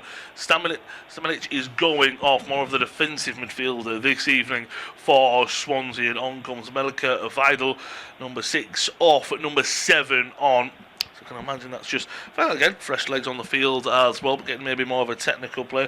Stamanic had that shot as well. A few moments ago, probably more, close to 10 minutes ago or so, that Okonkwo saved quite well. Apart from that, He's been more of the sitter. I assume that Galbraith will become that position instead. Yokoe, he'll push further forward. And you are right, you're spot on about Vipotnik. I'm sure he's thinking after, well, most likely he'll hit 20 league goals this season. What if he continues? Well, definitely if he continues at the rate that he is at. If he goes to a Premier League side, which is a possibility, his ball goes back to a Conquo and he clears it long. You are right, this is no offence to his abilities, but he's not going to go to an Arsenal, a Manchester City, a Chelsea. He'll be going to a team close to the bottom half who, as you said, will not have 5-6. Erling Haaland has 4 or 5 chances a game because he's at Manchester City. Vipotnik won't have that. He'll have very similar as to this evening, as you say. So if he goes to an Everton, for example, he's not going to have as many chances. So as well, you look at him and going, all right, you may be a striker who scores a lot, but needs a lot to score said goals. Yeah, I can't imagine his conversion rate will be absolutely superb over the course of the season. Look, I have seen a bit more from him this evening to suggest he is capable of making that step up. I think his link-up play tonight when he's been given the ball has been really quite impressive. He's just been nullified in the second half. Like, it is worth mentioning he is only 23 years of age. There aren't too many 23-year-olds who can score this many goals in the Championship. I'll break off. That's a lovely ball over to Vidal over on the far side. Timon picks it up, as Luke's already mentioned. Second in the league, 4 assists, pushing for that 10th one. Ball into the box. It's nodded on. A Conquo's going to come and claim it. Yokoe was there, though, just in the vicinity, trying to get involved, and was well held by a Conquo. Again, he's a great goalkeeper. He made a great save from Vipotnik earlier. I do just feel he's got a clanger in him sometimes, and you were showing me the replay of the reverse fixture, Luke, of him, as everyone will remember from the former Liberty City Stadium. So he's one of them, isn't he, where you know what he's got, but I think because of his how Wrexham play and put him under pressure sometimes. But had a great game this evening. Eon coming forward down the right. Galbraith looks to play it back to him. Slip from Thomas and back to the Swansea number 10. Ball into the box. Has to be dealt with by Heim. And he puts it wide for a corner there. And similar to, for example, earlier when Franco slipped and Wrexham pounced and created a chance for Broadhead. Wrexham haven't made too many mistakes. It'll be throwing apologies. So when little things like that happen, Swansea need to capitalise on them. And they didn't maybe there, but they still have the attack going on. I do think if I was a manager, I would ban wearing blades. Everybody would have to have metal studs. How many times this season, but particularly this week, have we seen players slipping in crucial moments? I don't mean to beat Antonin Kinski when he's down, but I mean Wednesday night really was quite, Tuesday night I should say, was really quite shocking, as that's almost a fantastic ball over to Josh Windass. Oh, he could be in trouble here. Josh Timon, he's had a free kick given against him for handball. I tell you what, Windass was in there. He is very, very lucky. Yellow card given to the Swansea fullback. It was a pretty innocuous ball over something. In fact, I would strongly argue whoever it was playing it was not looking for Windass. It was just a long ball forward from Rathbone to ask the question. I mean, it'd have been very harsh if it was a red card looking back in it because he doesn't make a movement towards it with his arm. However, if that doesn't strike his arm, Windass is through one-on-one with Figueroa, no questions asked. Do you think that's why the referee's gone with the yellow card? Because he goes, you haven't made that it's not a deliberate handball, it's just an unfortunate handball. I think maybe he catches the slight contact in the back there from Windass and then recognises that he hasn't made the movement, so it is an accidental handball, and therefore I don't know whether the rules are if it's accidental it cannot be a straight red card, potentially. He's gotten away with that. Yokoe thought he was going to get sent off there. He's already been yellow card, and then he did intentionally handle the ball, but he'd been given a free kick before he picked up the ball. Yeah, no, I think that's probably what it was. It was an accidental handball, and that's why he's not been given a straight red. Knowing Josh Windass, he'll be furious that wasn't given us a red card. But, ninth yellow card for Josh Timon this season. He's certainly not a pick for Fantasy League. Well, I suppose with the assist, but he's got as many yellow cards as he has assists. That maybe cancels each other out. Yeah, but I'll say 9 assists, but 9 yellow cards now. So looking to get in double digits for his goal, for his assists, I should say. Well, next game he might get double digits for his yellow cards as well. Ball forward to Timon, just too much on it, out of play for a Wrexham goal kick. 17 28.5 minutes on the clock here at the Racecourse Ground. Friday evening action in the Championship Welsh Derby. Wrexham hosting Swansea, and thanks to a lovely goal from Nathan Broadhead in the first half, a stroke of the 25th minute mark, give or take. It's the Red Dragons who lead. It's Wrexham 1, Swansea 0. Second half has been low on goal scoring quality. The actual box to box play has been brilliant between both sides, but you'd have to say in terms of the 6-yard box, the 18-yard box, it's been pretty poor. But here come Wrexham looking to change that. Kabore driving down the right hand side, ball is put in, has to be nodded away there by Burgess. Just put it out of play, get it out there, no mistakes made. I don't think it's probably reaching Smith. Might have reached, no, Windass actually. I thought Windass kept going. Windass cut back for a second. That was the ball to be played from Kabore, but he almost pulled back as soon as Kabore cocked his leg back to put the cross into the box. It will be a corner for Wrexham, as we've already spoke about and seen a few stats. Are fantastic from corners, and thankfully, look, they're not going short here. They are good at whip putting. Lewis O'Brien's already put some fantastic deliveries in. It's an absolutely packed 6-yard box. Sorry, they do take it short back to Lewis O'Brien, so maybe I've just jinxed it there. Rathbone, though, has it outside the area and takes a swing goal. So I do apologise, Luke. I think I just put my foot in my mouth there, but I thought they were going to swing it in there. I don't like it, but I could at least there was something of, right, we're going to take it quickly, go into Rathbone. I don't mind that idea, but I also think, Lewis O'Brien, you've put some fantastic balls in the box. Just do it again. Well, Rathbone's just sent that strike into row Z, so it was a complete and utter waste of time. You know, O'Brien's got a fantastic set-piece delivery on him. It's a really great opportunity, and again, Wrexham waste. I don't really know why they've gone for that this evening. Cullen's just been flattened there by Issa Kabore. That should probably be his yellow card as Cullen turned away from his man. I think he's quite fortunate there, Kabore, to not pick up a yellow card. He's just turned away from Kabore. Here's Liam Cullen, and he's been flattened by the wing back. Looking at 76 plus minutes in the Championship season for Wrexham. Goals scored 15, Wrexham 22nd, but goals conceded 14, Wrexham 22nd. So they're usually late on in terms of scoring. I can't see any, but now Swansea, they'll look at this and go, right, can we just push? Can we get an equaliser here? Ball will be floated in. Cabango's there, gets underneath it. Can it fall for someone? Key edge of the area. Timon goes for a strike. Will it fall for a Swan? Strike comes in, and it's poked forward by Ilkue, and he's just almost reaching for it. Goes wide. He's just trying to get anything on it there. It was a melee in the penalty area. You're thinking, who can it fall to? Timon's shot could have gone absolutely anywhere there. It's one of them where it's half a chance. He's just trying to stab and get anything on it there. Yeah, he is. It's chaos inside the penalty area. Really poor from Wrexham. They're just throwing bodies. No idea what they need to be doing or where they need to be.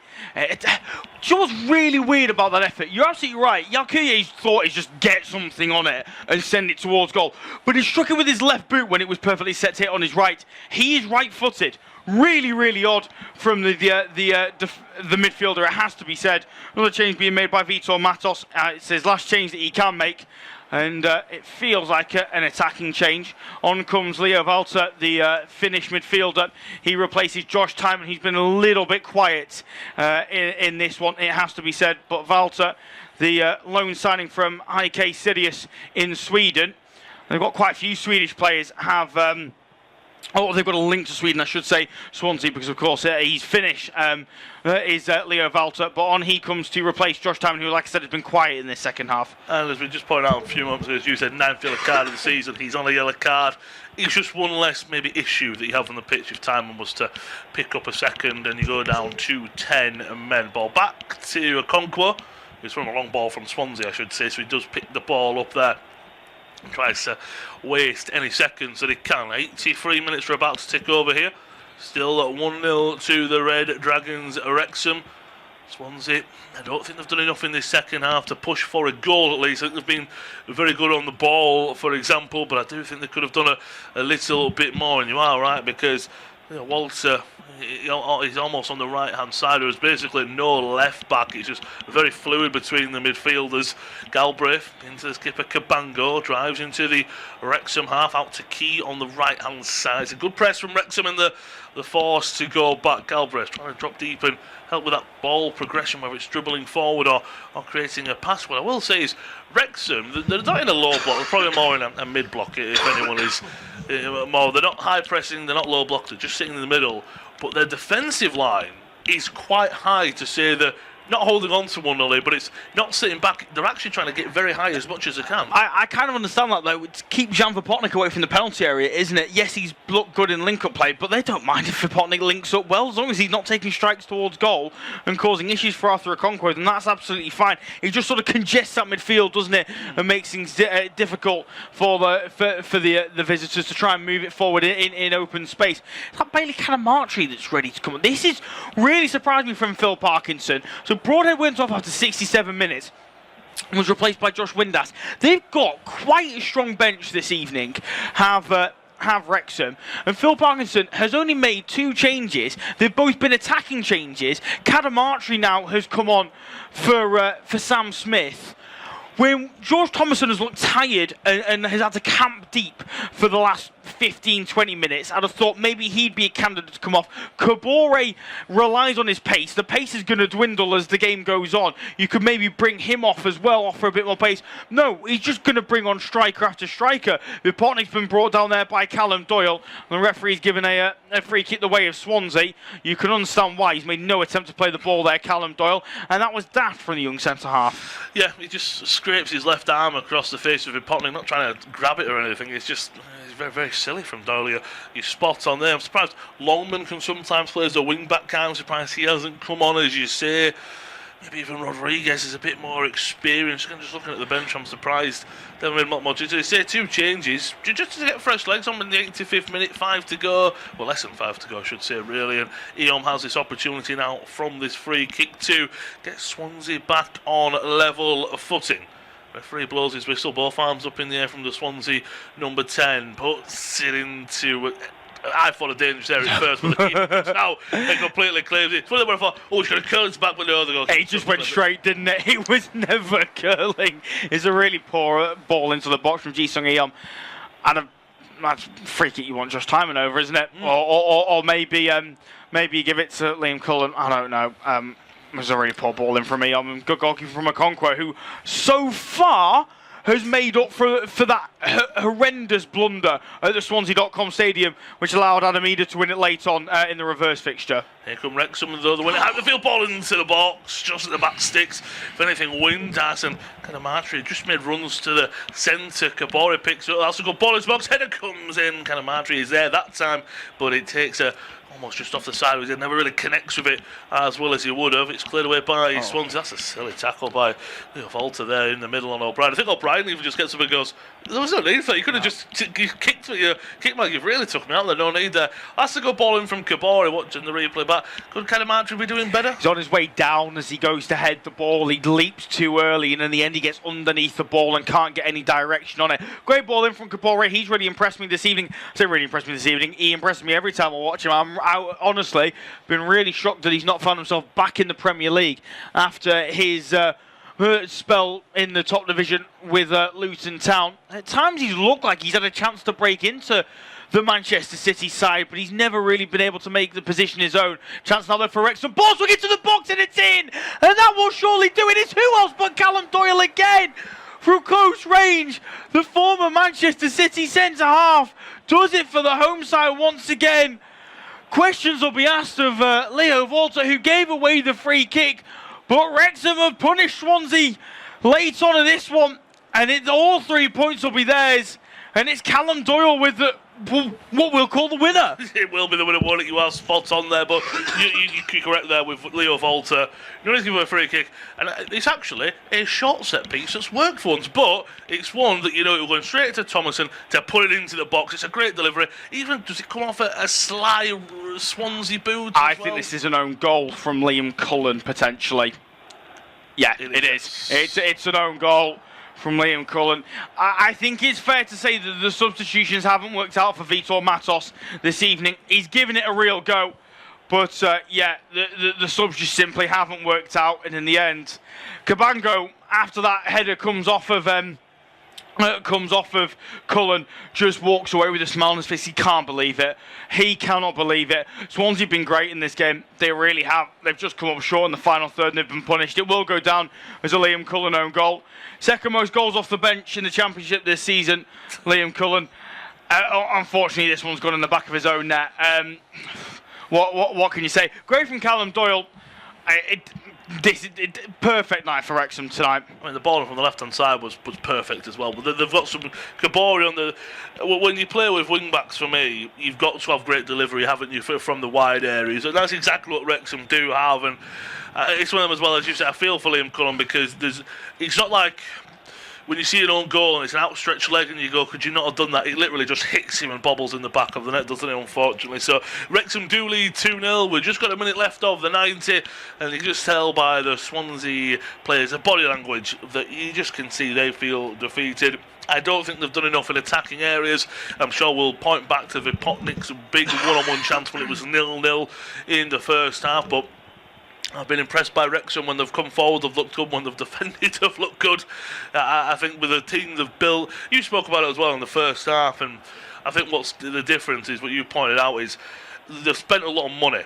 But how many teams in the Premier League, in the EFL, have you seen spend money and not be successful? They've spent money and been successful because they've bought the right players, which I can commend to that. They're also not just going buying the biggest and best. They're buying players. Nathan Broadhead, what a purchase that is. The simple ones where I go, what a buy that is. Zach Viner this evening. What a buy he's been, for example. That you got to have money is a different thing than spending it wisely. And I think the difference between Wrexham is, yes, they've been blessed with this money. Yes, they've been blessed with a chance to go all the way from National League to pushing and knocking on the door of the Premier League as there's 5 minutes added time. Swansea just have the ball for the moment. But there's a difference between having this money and spending it correctly, because how many times have we seen it just thrown at the wall and nothing happens? Yeah, absolutely, but you've also got to have, I guess, a sort of strong squad mentality. You've still got the likes of a Conquo who've come through the divisions with the side. Dominic Hyam, another one of those players who has got experience in this division and, signed in the summer, but you feel like has been at the club for a long time. It's a combination of players who have actually been at the club for a reasonable amount of time, or at least a couple of seasons, and then players who know the division. I have to say, when I saw that Bristol City had let Zach Viner go to Wrexham, I thought that's a huge mistake. He's not a flashy player. He's not going to win a game on his own, but the man knows the division and is so good in the midfield at just keeping things ticking. Lewis O'Brien, what a pickup he was in the summer for Nottingham Forest. Another player who knows the division and knows how to win games in the division. And then you surround them with players with an extra bit of quality. Issa Kabore, one of those who, can win a game on his own. Nathan Broadhead, as we've seen this evening, can win a game on his own. Josh Windass, a player with an awful lot of quality in the final third. The way the squad has been built, it is very, very impressive. On the right-hand side, Swansea put a ball into the box, and they do it well by Hyam. That's what I think as well. Just as you said about the squad building, you've also kept Phil Parkinson. It's almost been that he's always there and he knows what he's doing. They felt confident in him from National League all the way up until where they are in the Championship, and he's that real leader of the squad. Ball forward by Wrexham, nodded away by Swansea, so we'll have to play for a throw-in on the right-hand side, but at the moment, and I'm assuming with just 3 minutes left of stoppage time, Wrexham will be victorious in this Welsh derby. And I know we looked at the table earlier, but in the last few stages of the game, maybe perhaps looking at who's next for Swansea. They host, but they're hosting Coventry next time out. That'll be a big game, whereas Wrexham take the trip to Vicarage Road to take on Watford. Again, that's a team that are only they're 8 points behind them, but let's say Watford win there, and they've got currently their game to play as well. You never know what can happen. It's so tight. But what's so important this evening, we were speaking about going into this game, is if Wrexham even drew tonight, they would have been a massive 5 points behind Hull in fifth. This 3 points this evening with Hull to play, of course, yes, this weekend, it just keeps them pushing on the door of, as you said, that top 3 and 4 are starting to push away, and it's starting to be a top 5 pushing away, whereas a win this evening, he puts the ball into the box, easily dealt with by O'Brien. A win this evening, it just keeps them pushing and knocking on the door of the rest of the playoff places. Yeah, it does. I mean, don't get me wrong, it's absolute delight for Wrexham this evening. I am slightly concerned now that with a 6 point gap, it feels like potentially that gap is opening so that the race will be done come the end of the before at the end of the season. I'm still not convinced by Southampton. I know they're in great form. I'll break off. Here comes Swansea on the attack. That's a great challenge from Doyle once again on the edge of the penalty area. He wins it back, the ball into the box. Vipotnik tries to take it down. Half-hearted shouts for a penalty.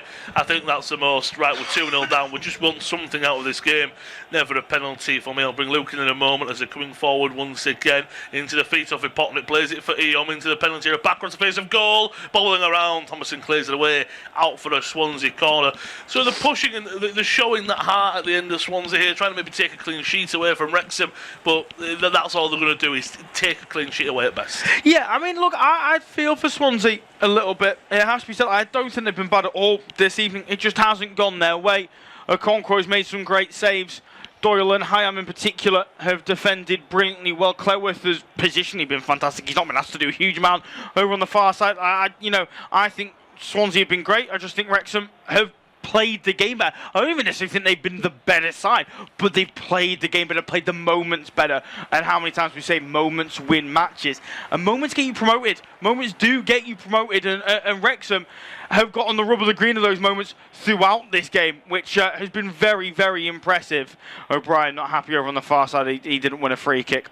I'm surprised that wasn't given as a free kick, actually. But we're about 10 seconds left of this game. Wrexham leading 2-0. Looks like it's going to be a massive 3 points and a bounce back after 2 defeats. Norway out in the FA Cup last weekend, and that defeat in midweek to Hull City, that 2-1 defeat. Looks like Phil Parker's side are back to winning wins, and it is a full-time whistle blown by Tom Neal. A goal in the first half from Broadhead, and looks like an own goal in the last few minutes of the second half from Liam Cullen. Give all 3 points to the Red Dragons, puts them on 3 points off 5th place Hull City. A good performance in total from the hosts. Full time from the racecourse ground. It's finished Wrexham 2, Swansea 0.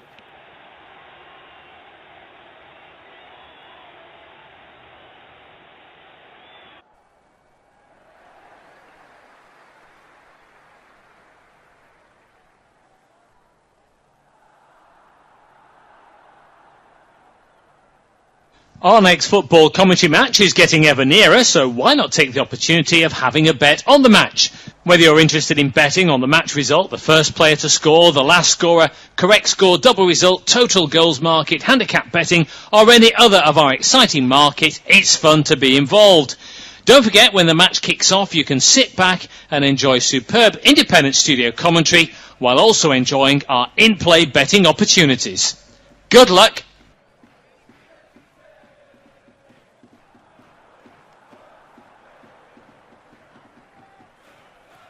Our next football commentary match is getting ever nearer, so why not take the opportunity of having a bet on the match? Whether you're interested in betting on the match result, the first player to score, the last scorer, correct score, double result, total goals market, handicap betting, or any other of our exciting markets, it's fun to be involved. Don't forget, when the match kicks off, you can sit back and enjoy superb independent studio commentary while also enjoying our in-play betting opportunities. Good luck!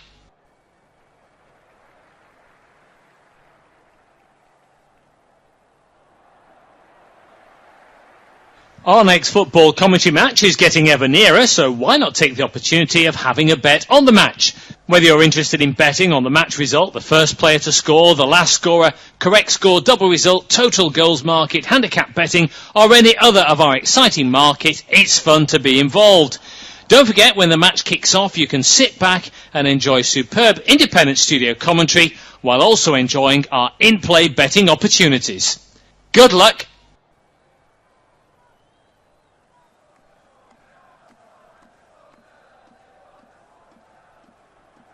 Our next football commentary match is getting ever nearer, so why not take the opportunity of having a bet on the match? Whether you're interested in betting on the match result, the first player to score, the last scorer, correct score, double result, total goals market, handicap betting, or any other of our exciting markets, it's fun to be involved. Don't forget, when the match kicks off, you can sit back and enjoy superb independent studio commentary while also enjoying our in-play betting opportunities. Good luck!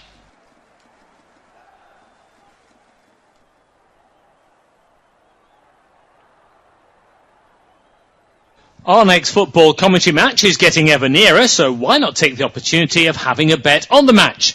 Whether you're interested in betting on the match result, the first player to score, the last scorer, correct score, double result, total goals market, handicap betting, or any other of our exciting market, it's fun to be involved.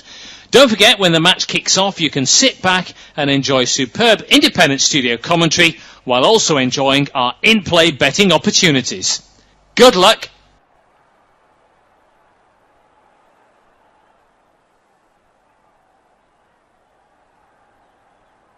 Our next football commentary match is getting ever nearer, so why not take the opportunity of having a bet on the match? Whether you're interested in betting on the match result, the first player to score, the last scorer, correct score, double result, total goals market, handicap betting, or any other of our exciting market, it's fun to be involved. Don't forget, when the match kicks off, you can sit back and enjoy superb independent studio commentary while also enjoying our in-play betting opportunities. Good luck!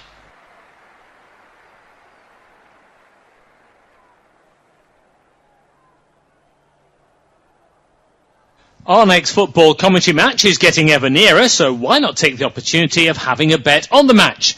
Whether you're interested in betting on the match result, the first player to score, the last scorer, correct score, double result, total goals market, handicap betting, or any other of our exciting market, it's fun to be involved. Don't forget, when the match kicks off, you can sit back